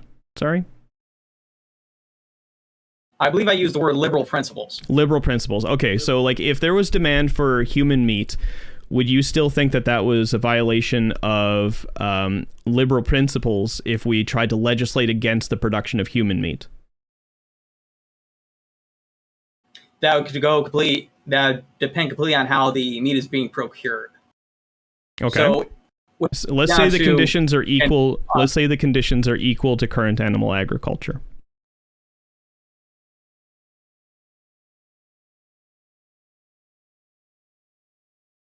For false analogy aside, that is... What do you mean by false analogy? No. Just answer the question. Like, what do you mean by false... First, what do you mean by false analogy? Again, there's a reason why eating animals isn't inherently immoral while eating people. It's not what I'm asking you. I'm asking you if there was demand for human meat, would it be a violation of liberal principles if we tried to legislate against it and the conditions for the procurement were equal to that of animal agriculture now? That's what I asked you. It's a yes or no question. If it is a 1-for-1 equal thing to animal agriculture, then no, that would not be against those principles. Why not?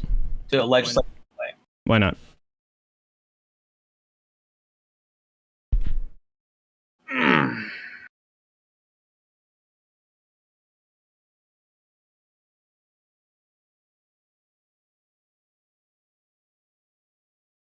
Actually, now that you got me thinking about that, I'm not sure if that's the right way, because I'm trying to think about a way if it would try to put it into a one-for-one comparison. So, human being is born and raised.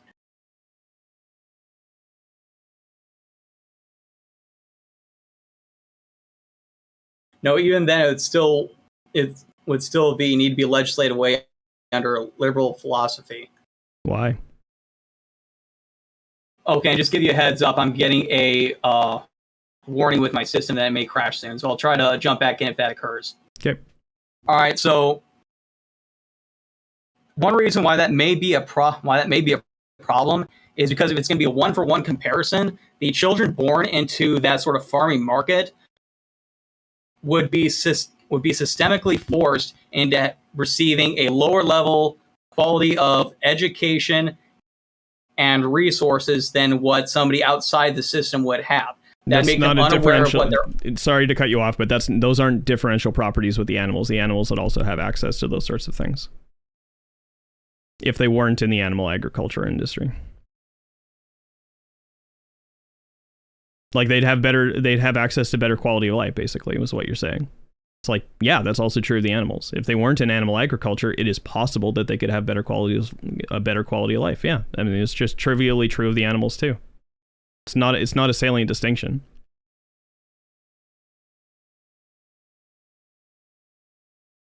I would say on the average, there's a higher chance, especially in the history of animal agriculture, that those who have lived in a farmed environment have had a better quality of life than those who have lived in a wild environment.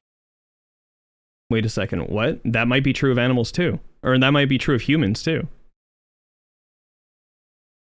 You think quality of life would be better if we lived in an undomesticated existence than we did in a city or in a suburban environment? What exactly is the objection that you're raising? Like what did you say? Just be very clear. Like, so I said that those weren't differential properties because it's not clear that they would not be accessible to animals as well, like higher quality of life. Right? So what's the response to that?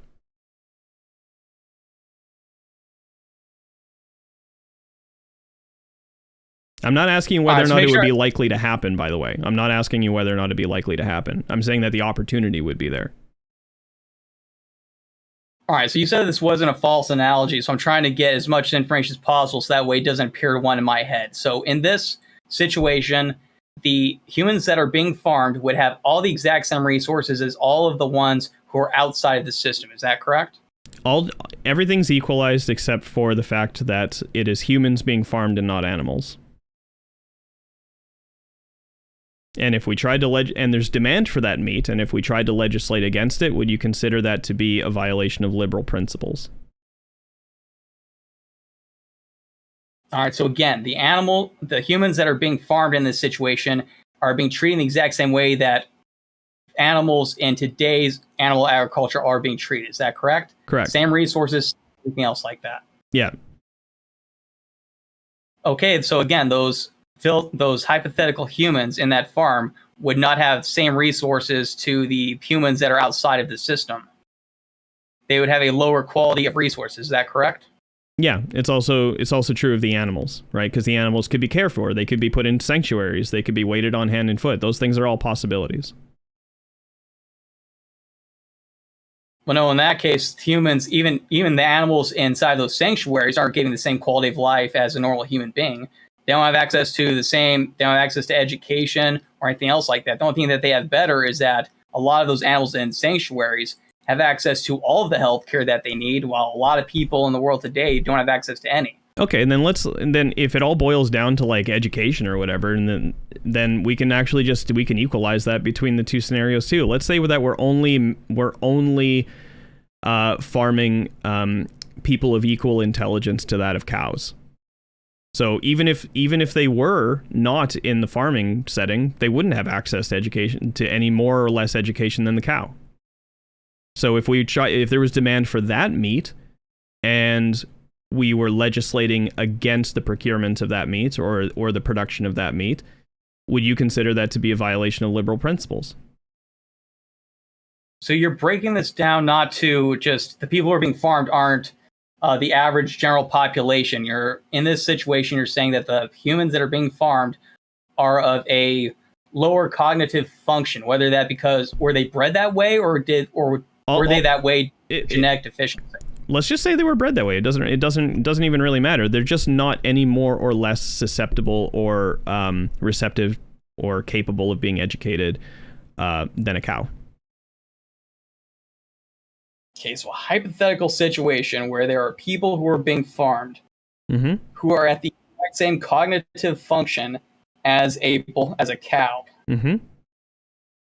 Yeah, I like that description right there, the mentally disabled Holocaust. All right, so we are in this hypothetical situation. Would it be morally acceptable to farm the mentally disabled? Wow. Okay. Sure. Well, not morally acceptable. I'm asking you whether or not it would violate liberal principles, because that was your objection to that sort of legislation. So if we were trying to legislate against the production of that meat, would you consider that to be a violation of liberal principles?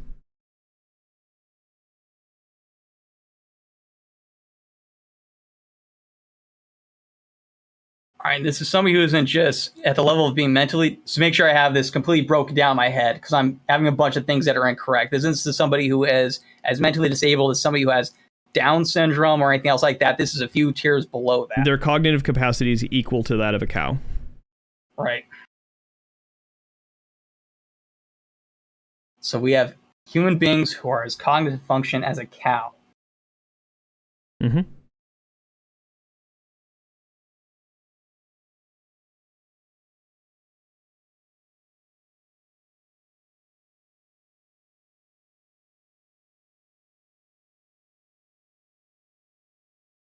My instinct reaction would be it would be acceptable to legislate that system away. However, there's still a couple other things I'm thinking of as I'm saying that.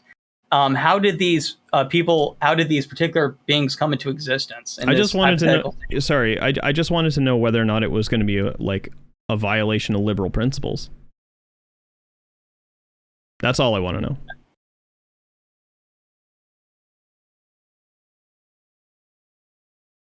Again, more information is needed into that, as much as how did these beings come into existence?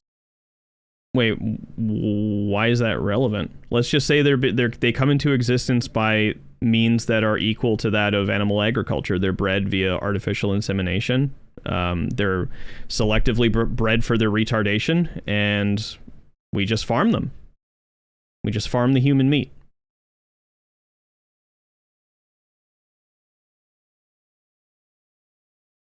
Now, let's say there's demand for that meat and we wanted to legislate against it. Would it be a violation of liberal principles to legislate against the procurement and production of that meat?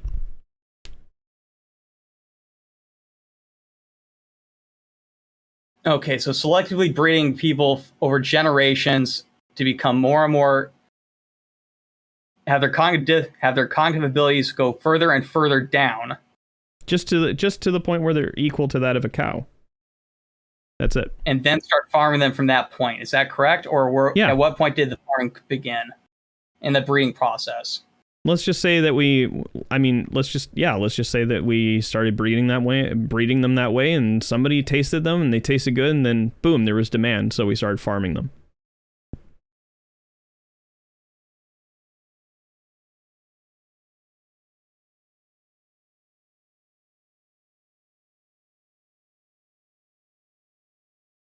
Okay, I'm assuming that the society that overtook this system decided to have liberal principles after the farming occurred. Is that correct? Not during the whole breeding process, or did this liberal society occur during the breeding process to begin with?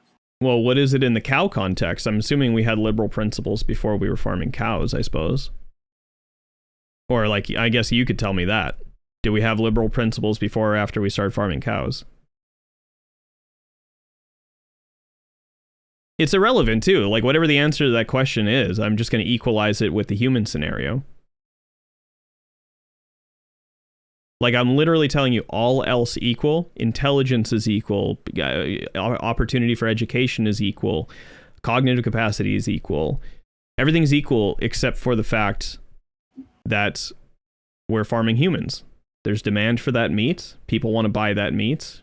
But there are some people, actually a very vocal minority of people, who want to legislate against that meat. Now, would it be a violation of liberal principles to legislate against the procurement and production of that meat? And we're talking about everything being equalized. You know, the humans are strung upside down, bolt gunned through the skull, have their throats slit, the whole thing that we do to animals.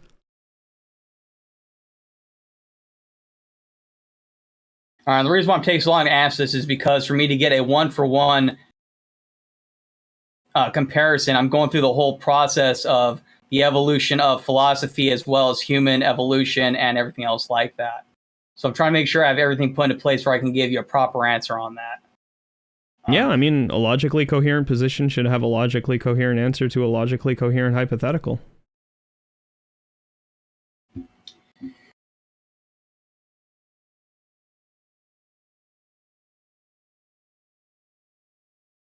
Okay, I do apologize. I don't think I can give you an accurate answer right now, simply because there's too many things that are going to be put into place. This is something I'm going to have to do a follow-up on to do a proper one-for-one comparison.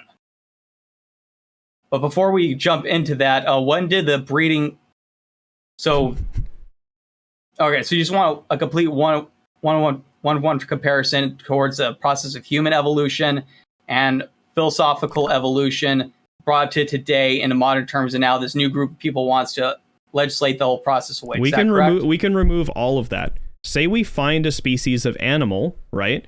That say we find a species of animal and we just start farming that. So everything is as it is right now. We find a species of animal, it has equal cognitive capacity to a cow, and then we start farming it. Presumably that doesn't violate any liberal principles, right?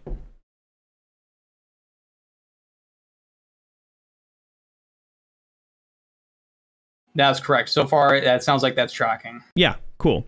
So say we just started breeding retarded people and we started just slaughtering them. Does that violate any liberal principles?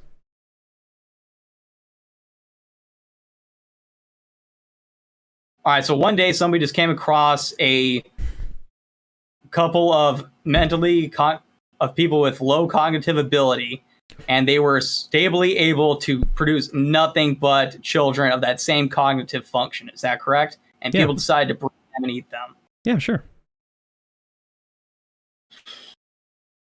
Okay, that's a little bit easier to work with.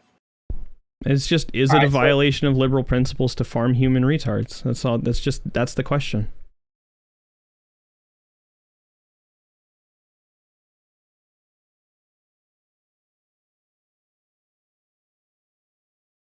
And to make sure I understand correctly, these individuals would inherently have a trait where that cognitive disability is completely dominant, that it's going to be 100%, it's going to 100% can take place in all of their offspring. Is that correct? Yeah, to no greater or lesser degree than it would for a cow. It's baked into the hypothetical that those things are equalized.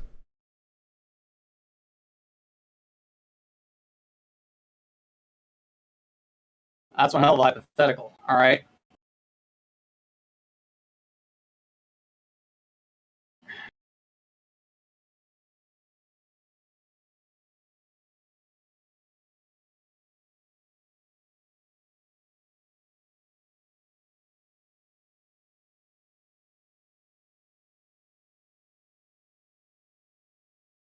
All right. And yes, everybody in the chat, this is going to take a while, so feel free to go get a cup of coffee or something. So let's see here.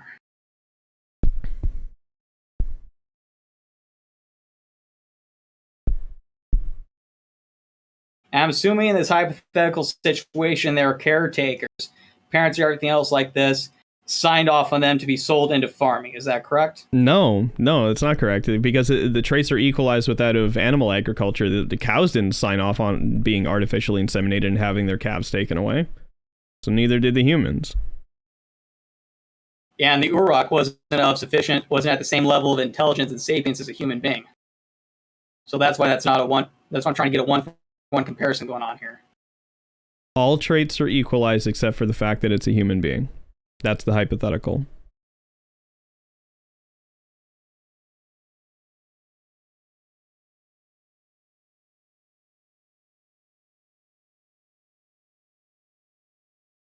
Yeah, but again, that hypothetical still doesn't make sense, because even if we did have a new breed of human being that had an inherent trait or a dominant genetic trait where it was going to be of that same cognitive function, regardless of if they bred with another human being of normal intellectual capacity.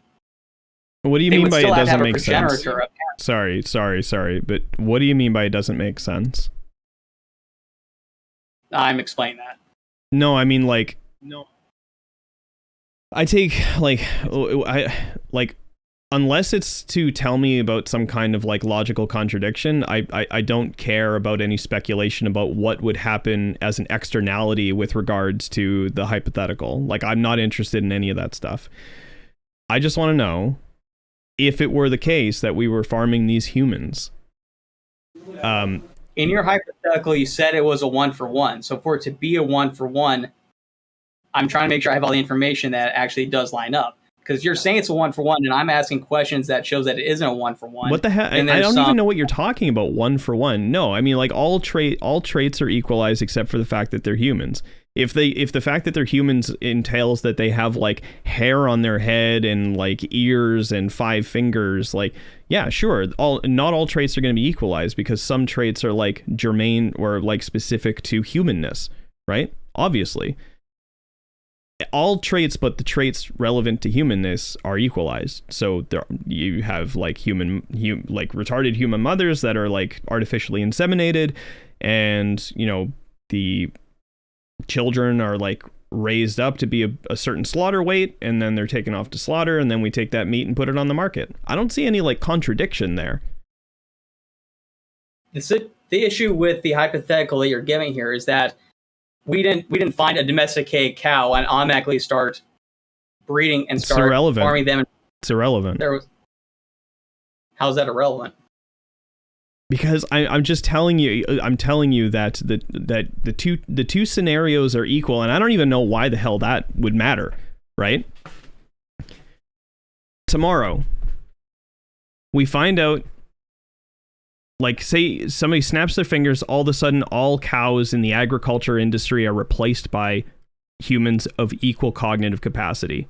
Is that a violation of liberal principles to legislate against killing and eating those humans? Yes or no? That's a yes or no question. And you're going to break it down to something simplistic as cows magically being replaced with human beings. Yeah, sure. And you also want to include that they're being replaced and everybody is aware that they just magically got replaced. And no, that's irrelevant. That's irrelevant. They have equal cognitive capacity to humans, or they have equal cognitive capacity to cows, and they just appear overnight to replace all the cows. And now we're just farming humans, and we find out, the demand is also the same too. Like, people actually want the human meat. Right? And there's a vocal minority of people who want to legislate against people's ability to do that. Is that a violation of liberal principles, yes or no? And to make sure we're on the same page with this, you're completely ignoring the genesis of how these beings came into existence. It's irrelevant. It's irrelevant. No, it's definitely relevant. No, it's not relevant. Just answer the question. It's yes or no. I'll give you 3 tries because I'm getting frustrated here. I'll give you 3 tries. If you don't answer with either a yes or no, I'm just going to boot you from the server. Sorry. Can you just answer me why that's irrelevant? Okay, that's try number 1. It's a yes or no. Do you know the question? Reproduce the question for me. I want to know if you know the question I'm asking. In this hypothetical situation, you're going to say that somebody's going to snap their fingers and then all of the cows are going to be replaced with people of the same cognitive function as the cows. And they're going to be treated in the exact same way as those cows from there forward, including people just being okay with the cows being replaced with members of their own species. Mm-hmm. The same treatment, the same outlook, and everything else like that is going to be the same. There's going to be a fringe outlook of people who are going to retain their sanity and realize, hey, this is weird, and try to legislate it away. Is that correct? You could phrase it like that, I suppose. What I'm asking you is, if all of a sudden, all of the cows were replaced by humans of equal cognitive capacity, and the demand for the meat was retained and there was a vocal minority of people looking to legislate against the production of that human meat, would that be a violation of liberal principles? Just a yes or no.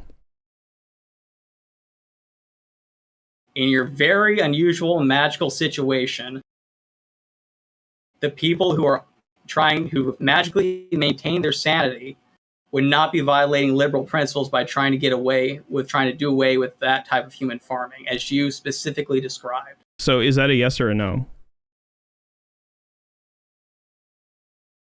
That's a no. They would not be in violation of liberal principles by doing away with that practice. That particular practice. Why? Okay, finally, we got somewhere. Okay, why? What's the difference between animals and humans such that it's a violation of liberal principles to legislate against the farming of cows, but not a violation of liberal principles to legislate against the farming of humans? Oh, this is going to be a long conversation. We're going down that road. All right. So let me see if I can try to figure out a way to start with this, because this is going to be going down many, many topics, both when it comes to philosophy as well as anthropology and human psychology. Where to start? Just give me the trait. It's not going to be down to a single thing. It's going to be down to a combination of multiple things. So that's why I'm kind of overwhelmed right now, because I'm not exactly sure where to start with this particular subject. I mean, if you want to take some time to think about it, I mean, we could stop and we can come back to it at a later date. Honestly, I do believe that particular subject is going to take a whole other debate onto itself, because that's going over 3 different subjects to culminate to how we got to this particular point in our society when it comes to animal agriculture. And it's going to be a really long, drawn-out conversation, and we've already been going for, that's about 3 hours now? Yeah. Okay, so pretty much what we've gone through on this debate is that we both agree that the original definitions of veganism don't make any sense, and I've conceded that your personal definition, which I've never heard before up to this point, does make sense. And as of right now, you don't believe that there's any compromise between veganism, even your definition, and non-vegans when it comes to making society function. I don't think I said correct? that. No, I don't think I said that. I said it would be context dependent. There would be some hypothetical scenarios where I'd probably sign off on a compromise. But if we're talking about the real world scenario, I probably wouldn't sign off on a compromise. Okay, hear me for a moment. What are some hypothetical things that you compromise on? Yeah, it's like, okay, we slaughter this one cow or the world blows up. I'd slaughter the cow. I'd slit its throat myself. Okay, so you're going into extreme hypotheticals that pretty much should never occur. Of course, yeah. I value logical consistency. I'll appreciate your honesty with that. Yeah, for me to go ahead and answer your question on exactly what the key difference is between farming a cow and farming a person, even if they're magically got warped in with the same cognitive functions exactly as you described, or what the difference is between farming people and farming cows in general would be, I would have to first write up pretty much an entire thesis and then come to you with that information. Because again, that's at least 3 subjects off the top of my head that I would have to cover in full. I'll just cut right to the chase. No matter what you give me, what I'm going to give you is I'm basically going to hit you with, you have a human mind in the body of whatever entity fits your criteria for like slaughter, but is in, okay, so like basically what I'll do is I'll take all of the traits that you give me, regardless of what they are, and just make sure that I'm pushing a human mind outside of that distribution. That's all I'm going to do. So even if you do give me like a stack of traits, that's all I'm going to do with it, is I'm just going to take a human mind, take all of those traits, and push it outside the distribution such that it's compatible or with all but that single trait, like the human mind, with whatever you're okay with slaughtering, presumably cows, right? Like I'm just going to push it outside the distribution. Whatever you give me, I'm just going to push it outside the distribution. That's all I'm doing. Okay. And that's confusing to me because it sounds like you're advocating for hypotheticals and instead of practical application, real world situations. Yeah, I value logical consistency, so of course I would value the entailments of hypotheticals. So for the sake of logical consistency, you're willing to push away a practical application of a system that functions? I'm not sure what you're asking me there. All right, so let's say, humor me for a second, that animal agriculture is the best way for human beings to thrive and grow as a society. And hypothetically, if we became a vegan world, our advancement as a society would extremely decline or it would stagnate. You would still choose the vegan option.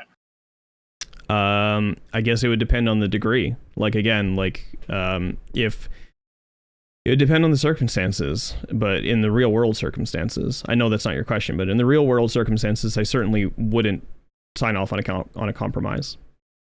But there are many hypothetical scenarios where I probably would. Do you have any hypothetical scenarios that are within the realms of reality and practical application? Not just thought within the realm of reality. Well, I think the world blowing up is within the realm of reality. Is it within the means of any human being today to allow that to occur? Oh, sure. So you slit a cow's throat, or, Russia nukes the United States. I'd slit the cow's throat. Yeah, but that's not blowing up the world. That's just irradiating content. Yeah, but I'm giving you what you asked for. You asked for a hypothetical. In your hypothetical situation with slit a cow's throat, the world blows up, and that's not the world literally blowing up, as what I would imagine or describe from your word choice. No, in the hypothetical, the world literally blows up. I would slit the cow's throat myself if what was on the line is the world blowing up. I would slit the cow's throat myself if what was on the line was the United States becoming irradiated and unlivable.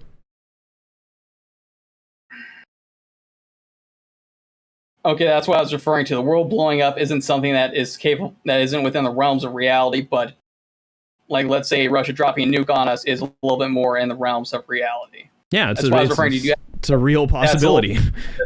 It's a real possibility. The second one is, the first one definitely is not. We don't have the technology to literally blow up the entire planet.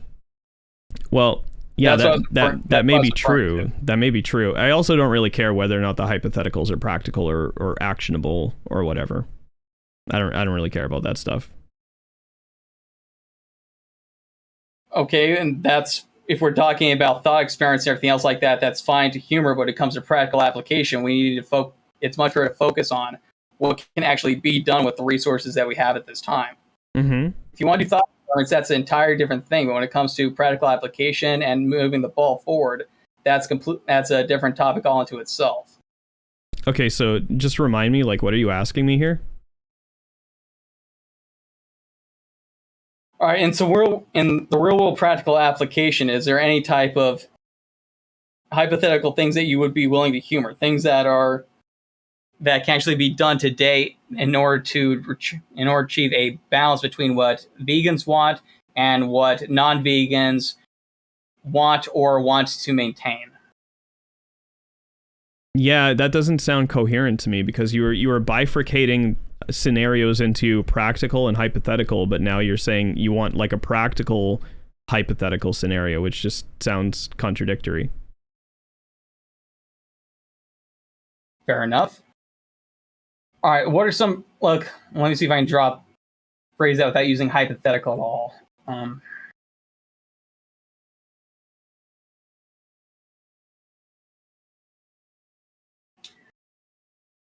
What are some practical approaches where those two different philosophies can reach a compromise between the two different ideologies? Probably I could think of one scenario, just to humor you. Probably the wide-scale development, production, and adoption of lab-grown meat. I'd be perfectly okay with that, and I think most vegans would be perfectly okay with that if push came to shove.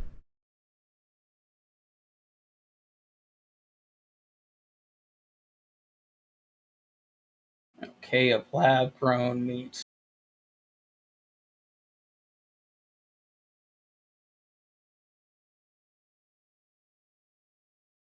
I'm trying to think for a second if the whole lab-grown meat thing even falls into the definition of an animal under the most conservative definitions. I mean, it would probably qualify as like an animal product, sure. Right, but the original definition is as an animal. Is an animal itself. Does it refer specifically to animal cells or just animals? Because like I don't know if like a chunk of cultivated animal flesh qualifies as an animal. Like if I cut my finger off and point at it, like is that a human? Is that an animal? It was attached directly to an animal. Its genesis was an animal, while a synthetic produced steak, its genesis was just stem cells. Yeah, that sounds like an argument that sounds like an argument for it not being an animal more than it is an argument for it being an animal. Right, and that's what I'm saying. That's why I was bringing it up, because if it doesn't qualify as an animal, then that wouldn't really be a compromise, because it isn't. Oh, that's what you mean by compromise? Like allowing like meat eaters to still kill animals? That's what you mean by compromise? Because like if we're finding two different ways to provide like molecularly identical products to people and the only difference between them is whether or not an animal had to die to procure it, then essentially what you're asking me is like and you're saying that wouldn't be a compromise. Essentially what you're saying to me is that a compromise would have to include the slaughter of animals. Not necessarily, just using them for the acquisition of food. So wait, you can acquire lab-grown meat. Like, I'm not clear on what's going on here. Acquiring of lab-grown meat comes from the growing of stem cells to create the steak itself. Sure. While procuring of food from, like, let's say, an actual animal and its labor and everything else would be, like, let's say, honey. I'll cut to the chase. Okay. So we replace all of the animal foods that are generated from animal agriculture with cultivated analogs that are molecularly identical. If outlawing animal agriculture at that point of time, if we wanted to outlaw animal agriculture at that point in time, would that be a violation of liberal principles? I'm sorry, can you please rephrase that?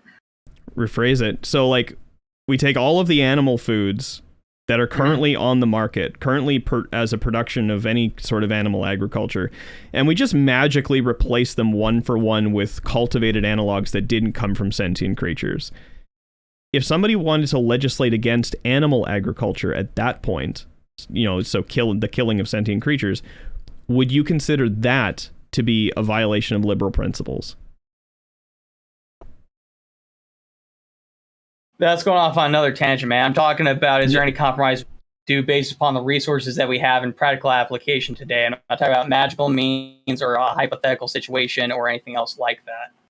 Jesus Christ. Okay. So, yeah, because I'm trying to get to the bottom of what it is that you're valuing about animal agriculture. And like, the more I probe you, the more it just seems like you just want people to retain the right to kill animals. Is that correct? Is my characterization correct? Not all the situations I can think of, no. That's why I wanted to start off with honey, because that right there doesn't require the slaughtering of a bee to acquire that particular food source. That's something that's pretty common. It's practical application. It's something that most people should have some basic knowledge on how it functions. There's some technical aspects towards bee husbandry that aren't common known, but it's something that even the audience could pick up on as we're discussing it. Like, for instance, why is it that a compromise can't be made with adding or maintaining bee honey as part of the common diet? I'd say I really have no personal problems against bee honey. You're asking the wrong person. Okay, so again, that's another issue that I'm trying to get down to that's again why I'm trying to get down to the base of what your understanding is and exactly where you stand on this. Because it seems like a lot of the issue is that I'm going off a bunch of assumptions that you're on the same page as a lot of other vegan activists.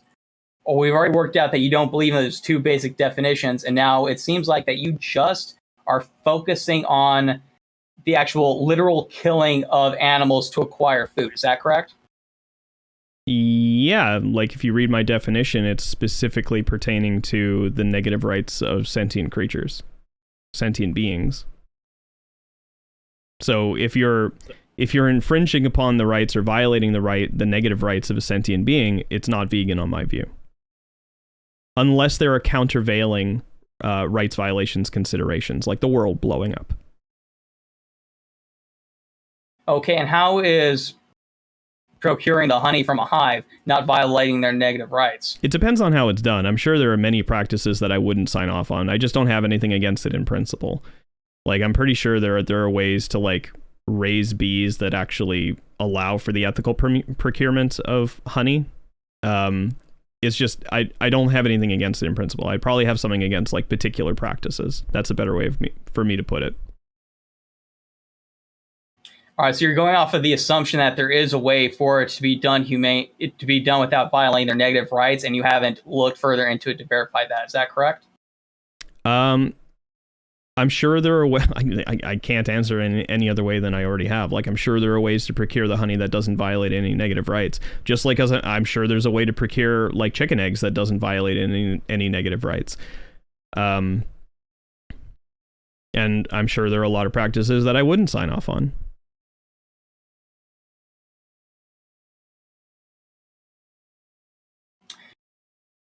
Okay, now these practices that you're thinking of, have you verified that they actually exist in practical application, or are you going off of hypotheticals that you've just hypotheticals? I haven't really looked into it. It's just hypotheticals.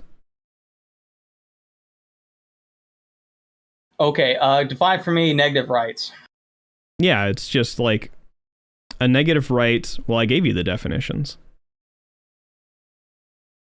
I defined a negative right as a right to inaction, such as the right to not be killed, not be tortured, or not be otherwise frustrated.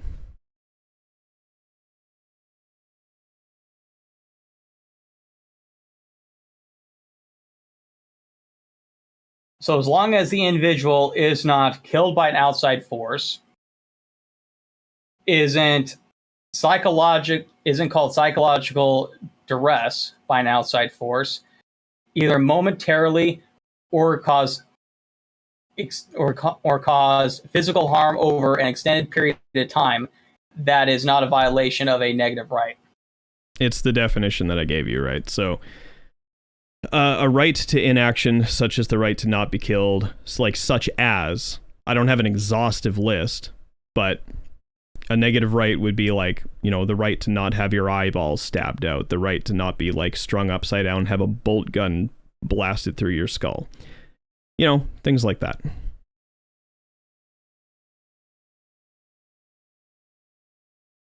Okay, then I think that there is a compromise between practical application of animal agriculture as well as your definition of negative rights as well as veganism. Okay, can you lay that out for me? So basically what you're saying is that there's a form of animal agriculture that's compatible with my definition of veganism? I'd like to hear that. As well as negative rights. Yes, I do believe that there is. Have you ever heard of aquaponics? Yep. Okay, what do you know about so far? And do you think that there's anything in there that does violate veganism as you defined, or does not? Yeah, I understand the practice to be growing vegetation alongside with cultivating fish. And that's pretty much all I know about it. Okay, and you know the practices that go in behind cultivating the fish, or are you just lay it out to me? Like, you like, give me the example. Okay, the reason why I'm asking is because I don't want you to tell you anything that you're already aware of. No, it's perfectly fine. So, I'll let you know. Okay, fair enough. So when it comes down to the setup of aquaponics, as you did lay it out, it is using fish to assist with growing of actual crops. Mm-hmm. So, like, let's say you have a tank that holds the fish that you want to grow, and then that tank system filters in through the root system of the plants, which are held in some sort of substrate like rocks or any other sort of synthetic material like pond filter or anything else like that. And as the water flows through the roots, they get the nutrients that they need. The water flows back into the fish tank. All of the nitrates and nitrites are taken out. All the other toxins are removed by the plants, making the water completely healthy for the fish again. so they don't go into toxic shock, which kills, a lot of fish. And in somebody who doesn't know what they're doing with fish, they die within a couple of weeks. Like how a kid will get a goldfish at a amusement park and they'll be dead in a couple of weeks because they never changed the water. It prevents that from ever occurring. Now, the thing with aquaponics is that you don't have to eat the fish that's in there. Some of the lower economic models of aquaponics encourages the farmers to use fish that are completely inedible. Things like koi, things like goldfish. That doesn't sound like animal agriculture to me, though. That's a category mistake. It's still a type of animal agriculture because you're using animals in the agricultural process. That doesn't mean it is animal agriculture. It sounds like plant agriculture that uses like a form of like manure. But it's not coming from an animal whose rights are being violated. Like what you're describing right now is just like, it's not animal agriculture, or at least it's not a construal of animal agriculture that I have a concept of. Like that doesn't sound like animal agriculture to me. Okay, then that's the issue with both of us not knowing each other's definitions. So let me go ahead and grab the academic one to make sure I'm not just doing a subjective definition here.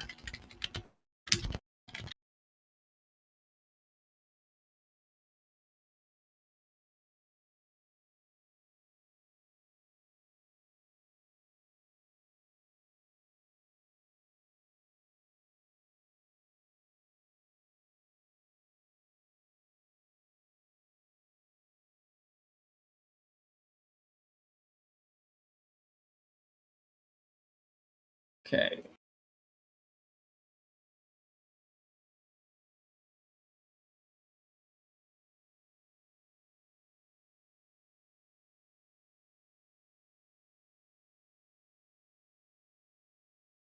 Okay, this is going to take a second. All the ones that are showing up are just a bunch of definitions made by a bunch of vegan organizations. Looks like that's what Google's doing to my system now.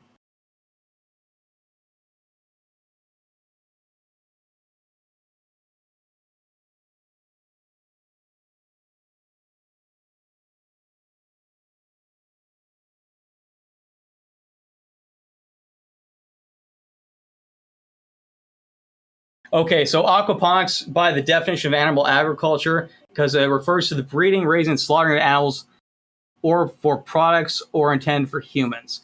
So since the slaughtering of those particular animals doesn't have to occur, aquaponics doesn't inherently have to be considered a type of animal agriculture.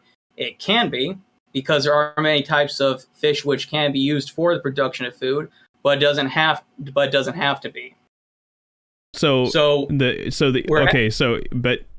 weren't you saying earlier that the procurement of animal foods was something that was characteristic of animal agriculture, like necessarily characteristic of animal agriculture?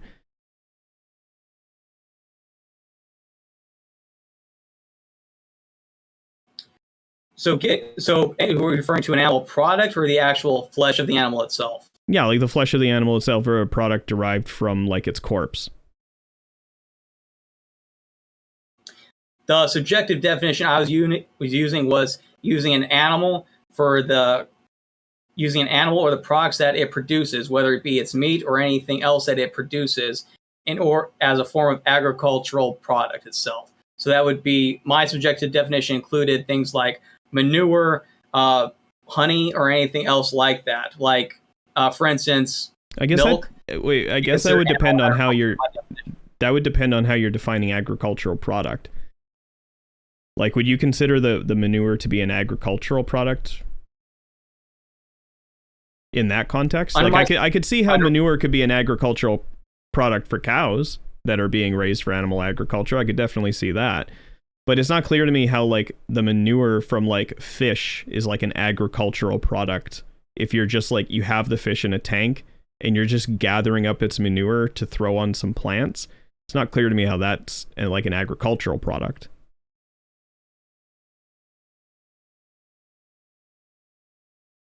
So you're trying to determine why that.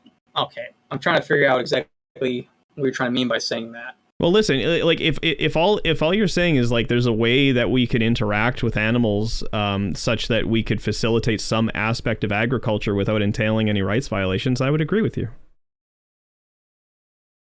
Of course. Bees do it all the time. And that's exactly what I'm saying. Is there any sort of compromise? Because one thing with, again, the old definitions of veganism is not using any products at all, whether not just including the meat, but anything that is produced from the animal itself. Yeah, not every type of interaction is gonna entail a negative rights violation. I wouldn't consider those actions to necessarily entail negative rights violations. Okay, so again, this is the miscommunication that's going on between us, is that you're using a set of definitions that I'm not familiar with when it comes to interacting with those who refer to themselves as vegan. So, again, so just as long as it stays without the negative rights, you're willing, without violating negative rights, you're willing to humor those particular practices, correct? Yeah, I don't have anything against with like interacting with animals in that way. I mean, like, because think of it, like that's probably a benefit. You have a fish in a tank, and it doesn't have to worry about being eaten in the wild, and it's not going to be eaten by humans. So like it's not going to have to worry about getting stabbed to death. It's not going to have to worry about having its throat slit or anything like that. It's just existing in a tank, and you feed it, and it seems to have a pretty decent life until it dies naturally. And all that you're really doing is just procuring some of its waste, something that you had to like filter out of the tank anyway, and you're just using it for something else. Like I don't consider that to be rights violations at all. I don't consider that to be a rights violation. Yeah, dock trucks. Like I disagree, because like, what if that enclosure? What if the alternative is you have I'm just going to derail just for 1 second just to deal with this. Like, what if you have two scenarios? You can let a fish go in the wild where it has like a high probability of like either falling ill or getting eaten or starving. And then you have another scenario where you can put a fish like in a tank and just like care for it. Right. I take that as like a form of adoption. Like we do the same thing with children who need to go up for adoption. Right. Like there are children who are up for adoption. We give them a home against their will. Right. But we're advocating for them. In this scenario, like the advocacy would be putting them in a tank because the alternative is terrible. Putting them in the wild would be awful. Yeah, like rescue scenarios is fine. If you're literally breeding the fish, like if you're breeding the fish for this, I wouldn't agree with it. I think that would be a rights violation. Like to deliberately like put the fish together so that they could just like rape each other to make more fish so that you could propagate this. Yeah, like I wouldn't sign off on that. Okay, why would you view that as rape and not natural? Because you're facilitating it. It's not natural. You're facilitating it. There's artificial intervention. Just in its design, there's artificial intervention. It's not natural at all.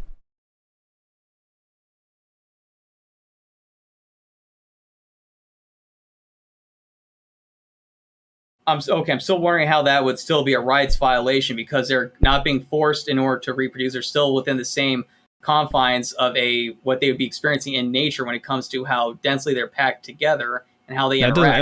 It's different. That doesn't matter. Like if the same thing is happening in nature, like it depends whether or not you're the one manipulating the scenario, right? So say we had like some people with the cognitive capacity of fish, and they were just like, as horny as fish, like as horny as a fish, and we could keep them separate. And we have these two mentally challenged people who are just separate, but they're very, very horny. And let's just say that we decided we want more mentally handicapped people. Let's just put them in a room so that they'll have sex. So we can get more mentally handicapped people so that we can just like put them in tanks and like procure their excrement. Like, would you sign off on that?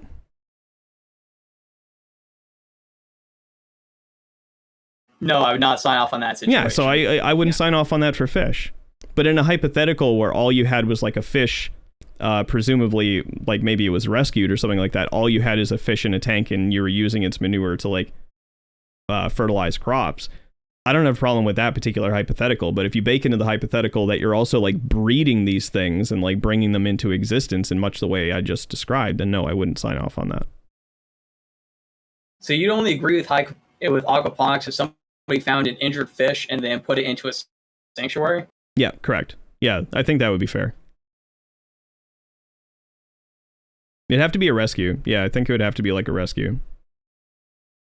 Same way with like backyard chickens. I don't have a problem with backyard chickens if they're rescue chickens and you can't afford birth control to keep them from laying eggs. I think if they like drop some eggs on the ground and they reject some eggs and don't want to brood them, I don't think it's a rights violation to pick those eggs up and like eat them if they're like, I don't think it's a rights violation to do that because they've already rejected them, right?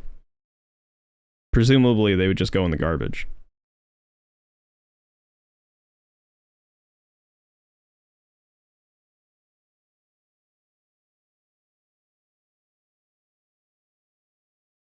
All right, so based upon your definition, okay, so how is breeding a fish match with your definition of negative rights or a violation of negative rights? Because you're creating a situation where like the only thing is whether or not I personally construe it as a negative right. So I would not impose upon two mentally handicapped people, you know, and allow them to just like have sex so that I can get their babies.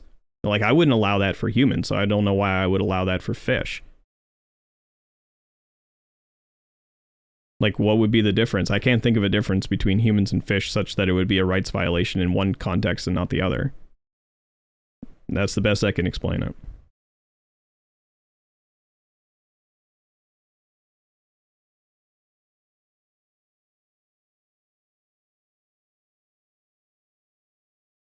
That is a good question.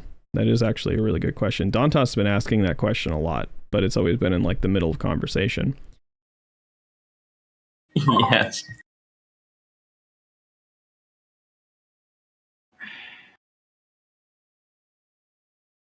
Okay, so in that situation, how would...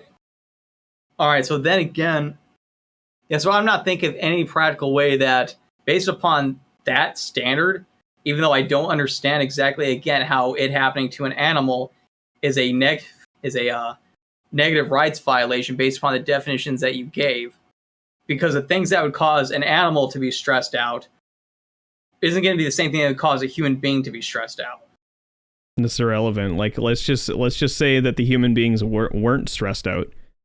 Like let's say you had two human beings in two rooms and you can open the door between the rooms, and in both rooms were a bunch of really horny mentally handicapped like teenage boys, and in the other room were a bunch of really horny mentally handicapped teenage girls, and you just open the door between them and let them have at it and fuck so that you can grab their babies and use their babies to like make excrement so that you can grow your like, I don't know, microgreens or something like that.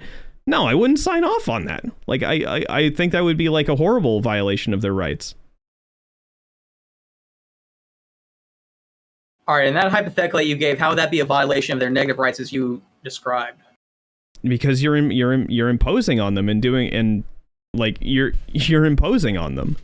You're creating a like all I have to do honestly is just say I wouldn't sign off on it for a human. I would think that would be a negative rights violation for a human. I wouldn't sign off on it for a fish because I can't think of a difference between them. The negative right that's probably being violated right there is just the right to not be like exploited in that way. Okay, but we're not just talking about an average run-of-the-day mentally cognitive function in your hypothetical situation. We're talking about those who are cognitively disabled who wouldn't be stressed out by that situation that you're put into. And you're still saying that would be their rights violation as though they still had their full cognitive functions in this hypothetical. No, I'm saying that the negative rights violation is that I think that they have the right to not be exploited in that way. Period. How are they being exploited based upon your definition of negative rights? That's what I'm not piecing together. Because you're putting them in a room and a room and facilitating the conditions necessary for them to like fuck, have babies so you can steal the babies and like use their babies to make manure and feed your crops. Right? I wouldn't sign off on that.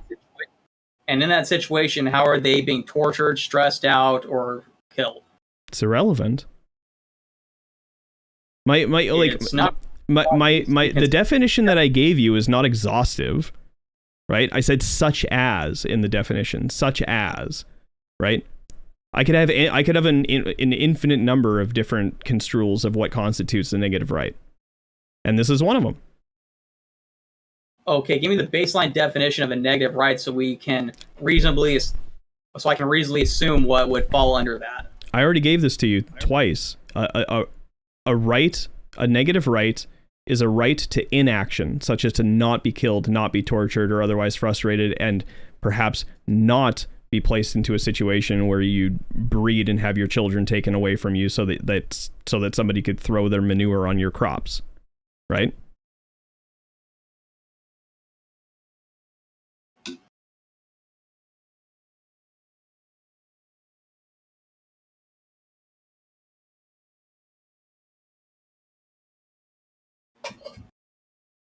All right, let me see if and you did send that to me in your,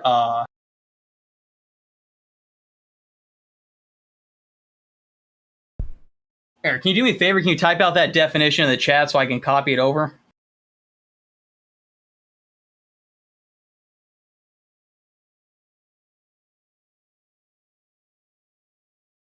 All right, thank you. I don't know what it stands to reason is talking about, but you're exploiting the fish in the first place? I don't know what that means. That's the thing. That was a response. Oh, okay.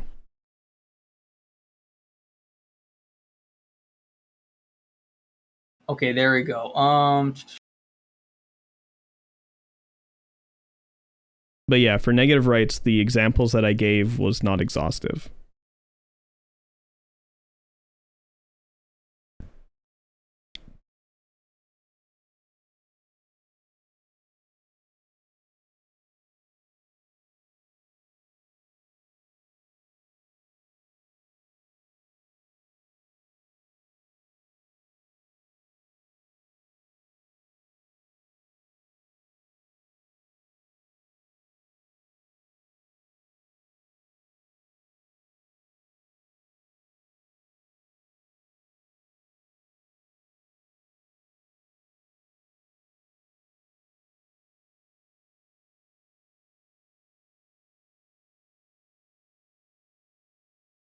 Okay, and do you believe that these definitions that you're using, do they fall under the categorization of metaphysics, or they fall under the categorization of realism? I'm not a realist. What do you mean by metaphysics or realism? Like that's a weird way to put it. But I'm not. No, I mean, like, if you're asking me if I'm like a moral realist or like a legal realist or something like that, like, no. Okay, and that's definitely part of the miscommunication that's going on here. So you're arguing from a aspect of metaphysics, and I'm arguing from realism and objectivism. Wait a second. This isn't a metaphysical thesis. This is a normative ethical thesis.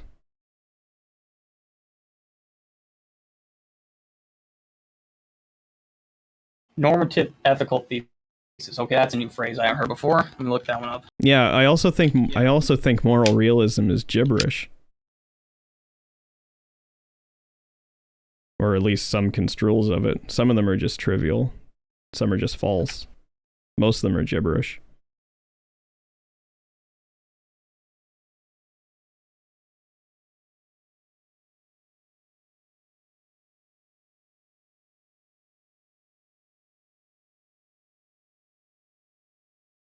All right, so based upon your so when it comes down to where you create your ethics from, what is the main school of thought that it is derived from?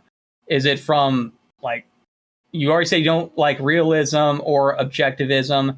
Does it fall into something else like absurdism? Like, where does it really fall into, or where can you categorize it?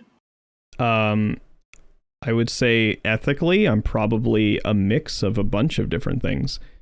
Some of my moral utterances are probably non-cognitive, some are probably cognitive, and some are probably false, right? So depending on what moral utterance I'm making, I could qualify as being compatible with error theory, I could qualify as being compatible with non-cognitivism, and I could qualify as being compatible with subjectivism.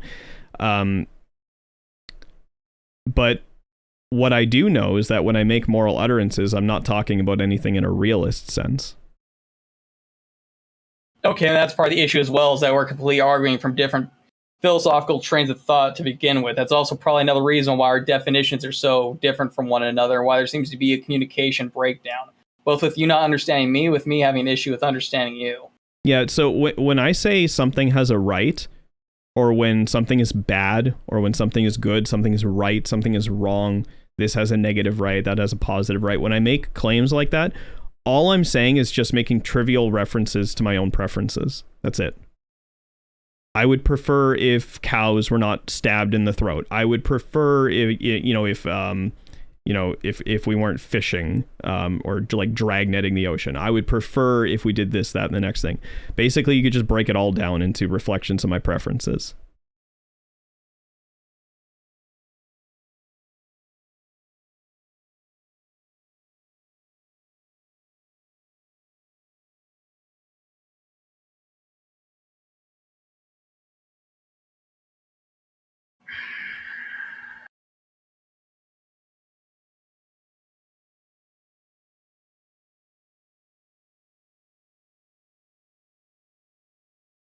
Okay, then I do believe that you're right, that we're not, even if using my own subjective definition of animal agriculture, which doesn't wholeheartedly include the slaughtering of animals, based upon your definition of what a negative right is, as well as you not wanting to adhere to objectivism or realism, I would also agree that it doesn't seem like there's going to be compromise between even your definition of veganism and the animal agriculture community as a whole. I just like a slight little nitpick. It's not that I'm refusing to what was the word that you adhere to realism or objectivism. It's not that I'm refusing to adhere to it. I'm not convinced that there's anything there to adhere to. I think that realism, particularly moral realism, is gibberish. Like, I think it is straightforwardly nonsensical.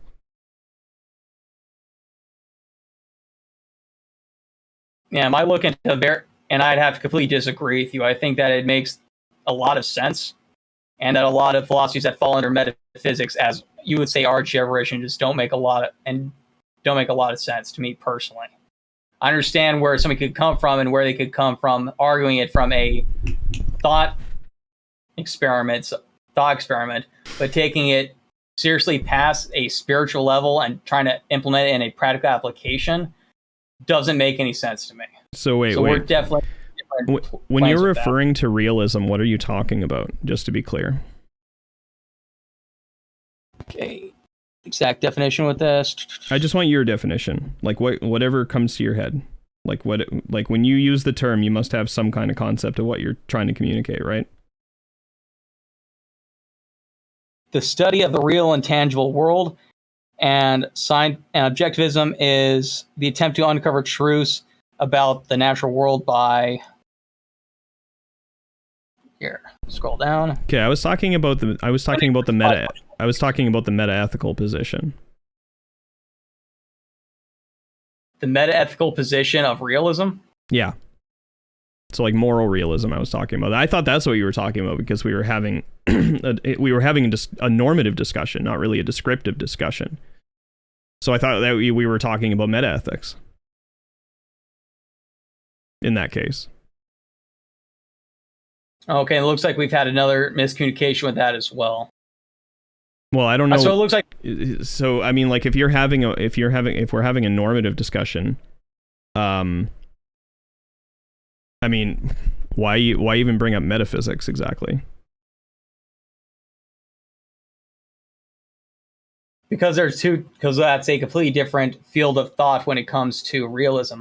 When it comes down to it, realism and metaphysics are opposite ends of the spectrum when it comes to creating moral philosophy, where they can be. Hey, Dantas, are you still there? Are you listening? Sorry, yes, I'm here. What's up? Are you listening though? Sorry, I missed I've been listening to half of it. Okay, I was just curious. It's fine. I'll just continue. I just missed it. My apologies. Yeah. So basically, I'm not sure how we got on this topic, but anyway, yeah. The answer to your question is no. I wouldn't sign off on I wouldn't sign off on fish being used in that way. But if you had like rescue fish and you wanted to like take their excrement and grow some crops with it, I wouldn't have a problem with that. Okay, and what's this here? One of your guys on thread said you already signed off on backyard fish. Yeah, that's kind of like what I just described, like a rescue, and you can just like take their excrement and grow some crops with it. Like, I don't think that's a rights violation. Okay, and what if they produce on their own without any extra force? What do you mean? All right, you find a male rescue fish and you find a female rescue fish. You throw them into the same tank, and then without any outside influence, they begin reproducing on their own. Without any outside influence, they start reproducing on their own. I guess it would boil down to what happened after the fact. Yeah, I'd have to think about it. You kept them in their tank because that would cause the least amount of stress, because they wouldn't be moved from one location to another. They can continue to reproduce and create community from there. No, I wouldn't necessarily consider that a rights violation, no.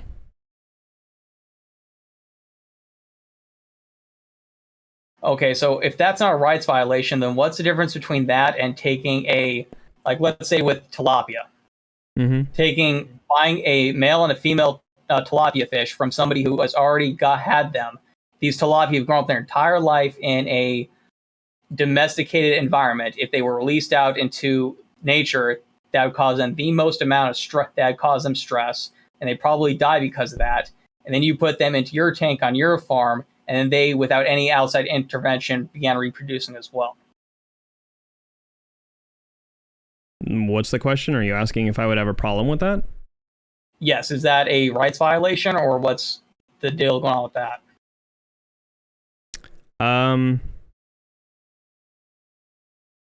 No, I don't think that would be a rights violation in my view. I think the rights violation would come from like the exploitation would be the rights violation. So like in the agricultural case, like there would be exploitation involved, whereas in that case it's just like kind of a happenstance thing. It's just like nobody intended for it to happen, but it just happened. I think that's the symmetry breaker between the two scenarios.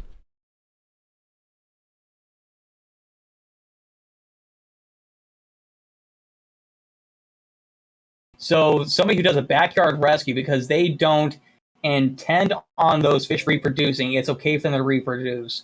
But because the farm's operation depends on the fish reproducing, that would be a rights violation? Yeah, I think it would hinge on the exploitation. I don't think I would stand for the exploitation. Because then you'd be facilitating the reproduction whether or not they wanted to. You'd be like ostensibly you'd be like facilitating the reproduction regardless, like in perpetuity.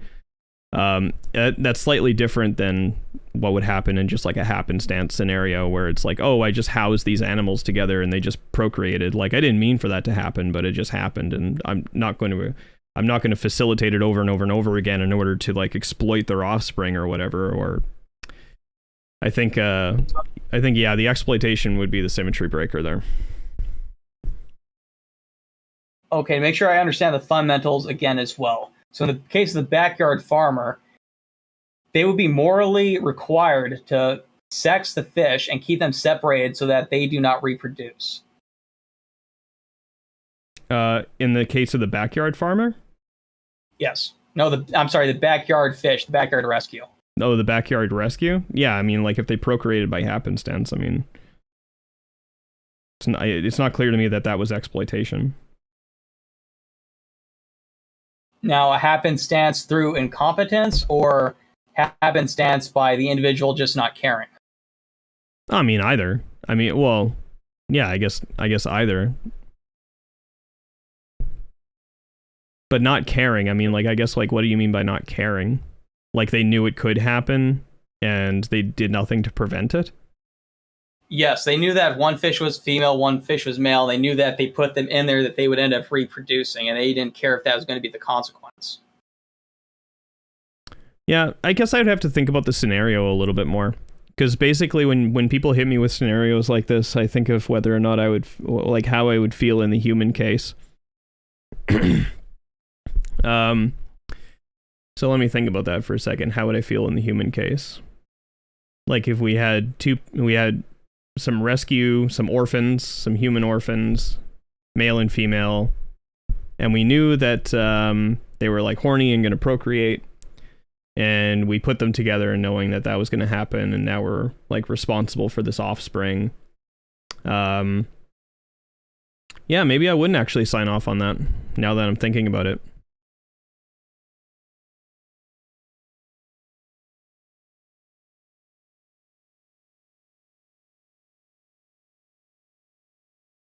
Signing off on what?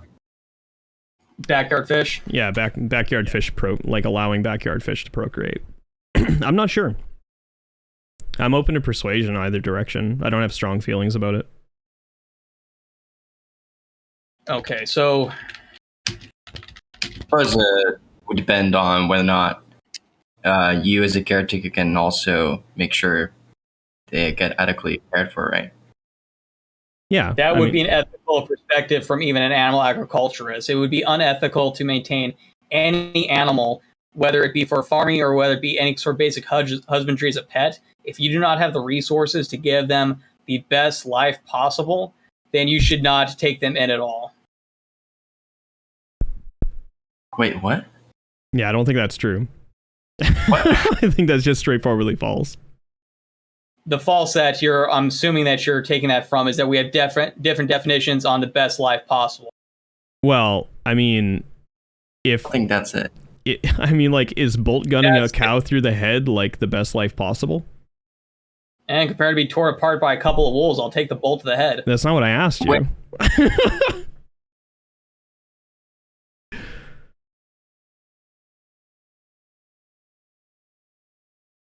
Okay, compared to growing old and having my body falling apart, being taken out while I still have my health. It's not what I asked you either, because you made a claim. You said that they couldn't take animals in unless they could give them the best lives possible. But like in all cases, taking animals in like entails like slaughtering them. So I'm asking you if being slaughtered is the best life possible. Compared to the alternatives? That's not what I'm asking you. When I say when you say best life possible, are you meaning to say compared to some alternative? Every single time I bring up these points, I'm not including hypotheticals that include the use of magic or anything else like that. It includes practical application and resources that we have access to at the time. Okay, I'll give you some practical real world examples. You can either slit the cow's throat or not slit the cow's throat. Which one's better, all things equal? Which one had the better life, all things equal? One had their throat slit, one didn't have their throat slit, and presumably continued living. Up until that point, which one had or all things equal, like which one had the better life?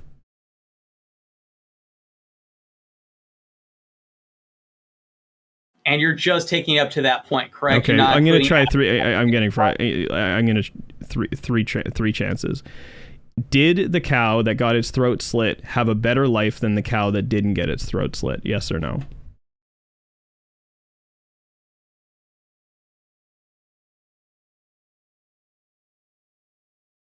The one that had the better life, if giving that, can you please first, before we continue with this, can you just break it down to me why you're making things so cut and dried that you're not including the before information up to that point or the after the consequence? All things equal. So until the point where one cow got its throat slit, all things were equal. They both lived an equally happy life, but one got its throat slit and then went off to be eaten by people, and then the other one continued to live until old age. Which one had the better life? Or which one had the best life? Well, which one had the better life? The one that had the better life would be the one that got killed while it still had its health in full. Yeah, I would just consider that to be the reductio on your view. That's fucking stupid. And I feel exactly the same way because you're completely ignoring all the other aspects that go into what that life would be comprised of. Okay, so we should kill people who are middle-aged because living to old age is not worth it? Is that your argument? Again, that's a false analogy because you're missing What do you out mean a by bunch false of analogy? What do you mean by false analogy? I'm going to have to bring that up when our follow-up debate, when I go into the various aspects of, again, the evolution of morality, anthropology, and everything else like that. Because everything ties into it when it comes down to that. Okay, so which cow had the better life? The one that got his throat slit? That's correct. Okay, well, let's say the cow that didn't get its throat slit had medical care. That's something that we could give it. Such that it had a comfortable life. It didn't suffer into old age. It just died naturally. That's something that we can give it. That's within the realm of possibility. That's not some harebrained, highfalutin hypothetical. So compared to those two cows, did the cow that get its throat slit have a better life? That's not completely accurate, because even just answer the question. It's a yes or no. Just answer the question. No, because even the cow with that's dodge number one. Okay. Is it a yes or no? Just clearly say either a yes or no. Did the cow that get his throat slit have a better life in that scenario? Yes. Why did they have a better life?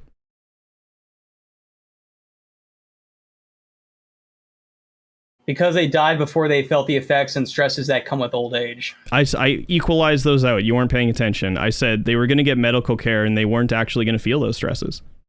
That's something that we could do. That's hypothetical. That's not practical.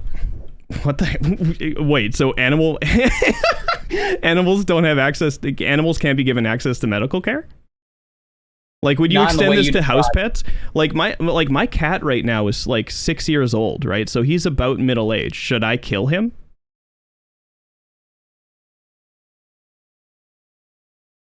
Is his quality of life beginning to decline? Well, that's irrelevant. His quality of life in your model, like in your scenario, or based on your interpretation, his quality of life is going to decline, right? To the point where, presumably the negative outweighs the positive. So should I just kill my cat right now? That's a plus-minus game that you need to consider when it comes into the basic welfare of the animal. Well, wait. Let me rephrase the question. If I wanted to give my cat the best life possible, would I kill it right now? At maximum slaughter weight? Are you going to use it for a purpose that requires slaughtering? It's irrelevant. We're talking about sparing suffering here. What I use it for afterward is tangential.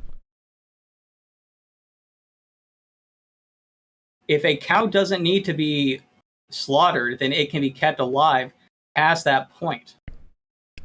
Sure. That's what I'm asking you. It's irrelevant. It's irrelevant. So we have two cows. One is going to get its throat slit at maximum slaughter weight, which is not anywhere even remotely close to when it starts to decline from old age, right? Like, cows live a long time. They get slaughtered at 2 years. So they're still babies, man, when they get slaughtered. Now, we have another cow, and this cow is going to continue living on, get medical care, such that it has no more suffering than a house cat, growing old and dying. Which cow had the better life? The cow that got his throat slit, or the cow that lived to old age and suffered no more than a house cat? Both of these are possible, by the way. Let's see. I'll phrase the question as a yes or no. Did the cow that got his throat slit live a better life than the other cow? Yes or no?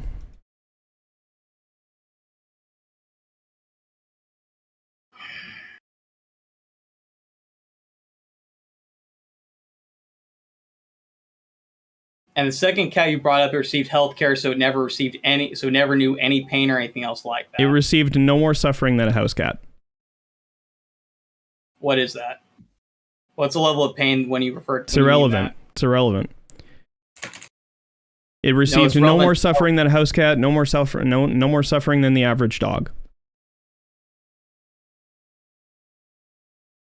There's too much ambiguity in that, and you know exactly what you're referring to make a proper decision. No, listen. Okay, so like, in one scenario, we have a cow getting its throat slit, right? At maximum slaughter weight. Okay. And then in the other scenario, we have a cow that is not going to get its throat slit, but it would live to old age, having received medical care such that it received no more suffering than the average dog. Which did the cow that got his throat slit live a better life? Yes or no? You do realize that the average dog is euthanized before it reaches those ravaging levels of health. Okay, I'm going to server mute you because you're rambling. Okay? So I'm going to unmute you and I'm going to re-ask the question. Did the cow that got its throat slit live a better life? Yes or no?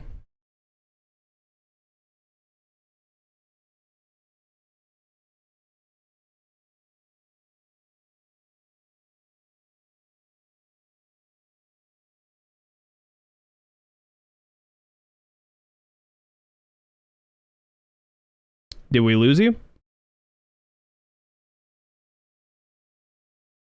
No, the line's still connected. I'm wondering if we should continue this conversation because you're refusing to give me needed information to give a proper answer. It's not needed information. You're just dodging. And that's dodge number 2. Dodge number 3, you get booted from the server and we're not having another conversation. So did the cow that got its throat slit live a better life? Yes or no? Yes. How?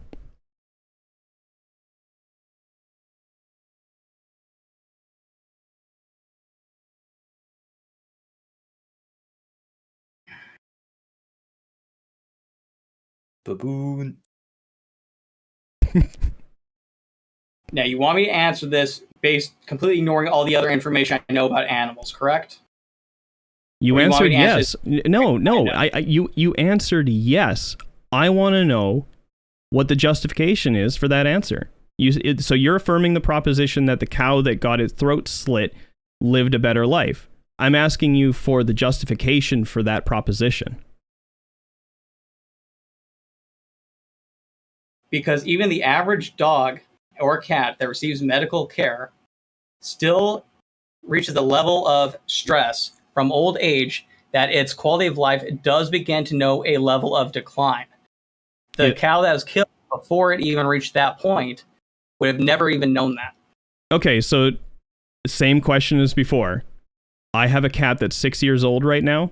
They're even older than a cow would be if you equalize the years. They're even older than a cow would be.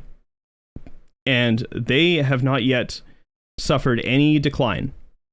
Right? So on your view, would my cow or would my cat be living a better life if I just walked over to him and killed him right now? Yes or no? Yep. Yes? Yes.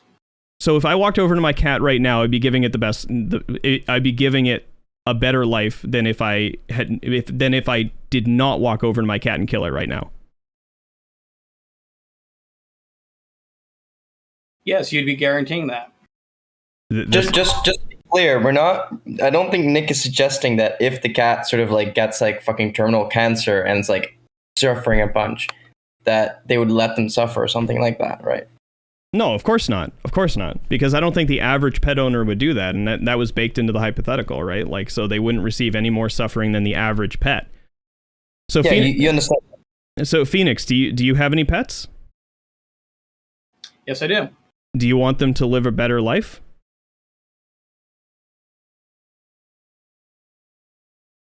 Yes, I do. Then why aren't you going and killing them? Because the pets I have right now still have quite a few more years before their health will begin to decline. How's that not true of the cow?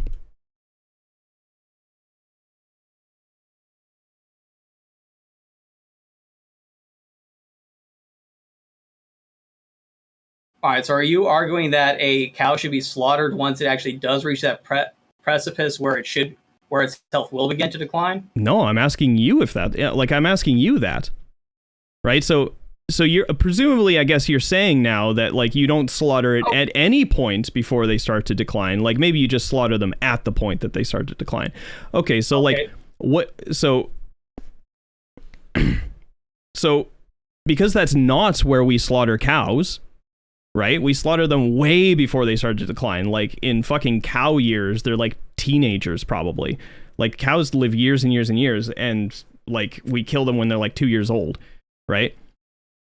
So they have way more years before they start to decline, right? So basically what you're telling me is there is actually it's actually the case that if we slit one cow's throat at the age of 2, and let's just say for the sake of argument that cows start to decline at age 12. If we slit the cow's throat at the age of 2, when they still have many more years of well-being ahead of them, then the cow at the age of 2 that did not get its throat slit actually had a better life, is what you're telling me, right? Because it had many years ahead of it, which is what you said for your pets, right? Yes, that's why I laid out. Yeah. So that means that the agricultural industry is not giving those animals the best life possible, which would mean that the claim that you made was false, correct?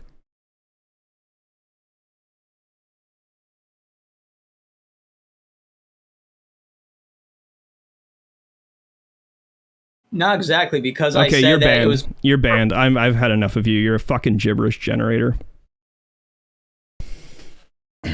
I've had enough. Like fucking weasel, man. Jesus Christ.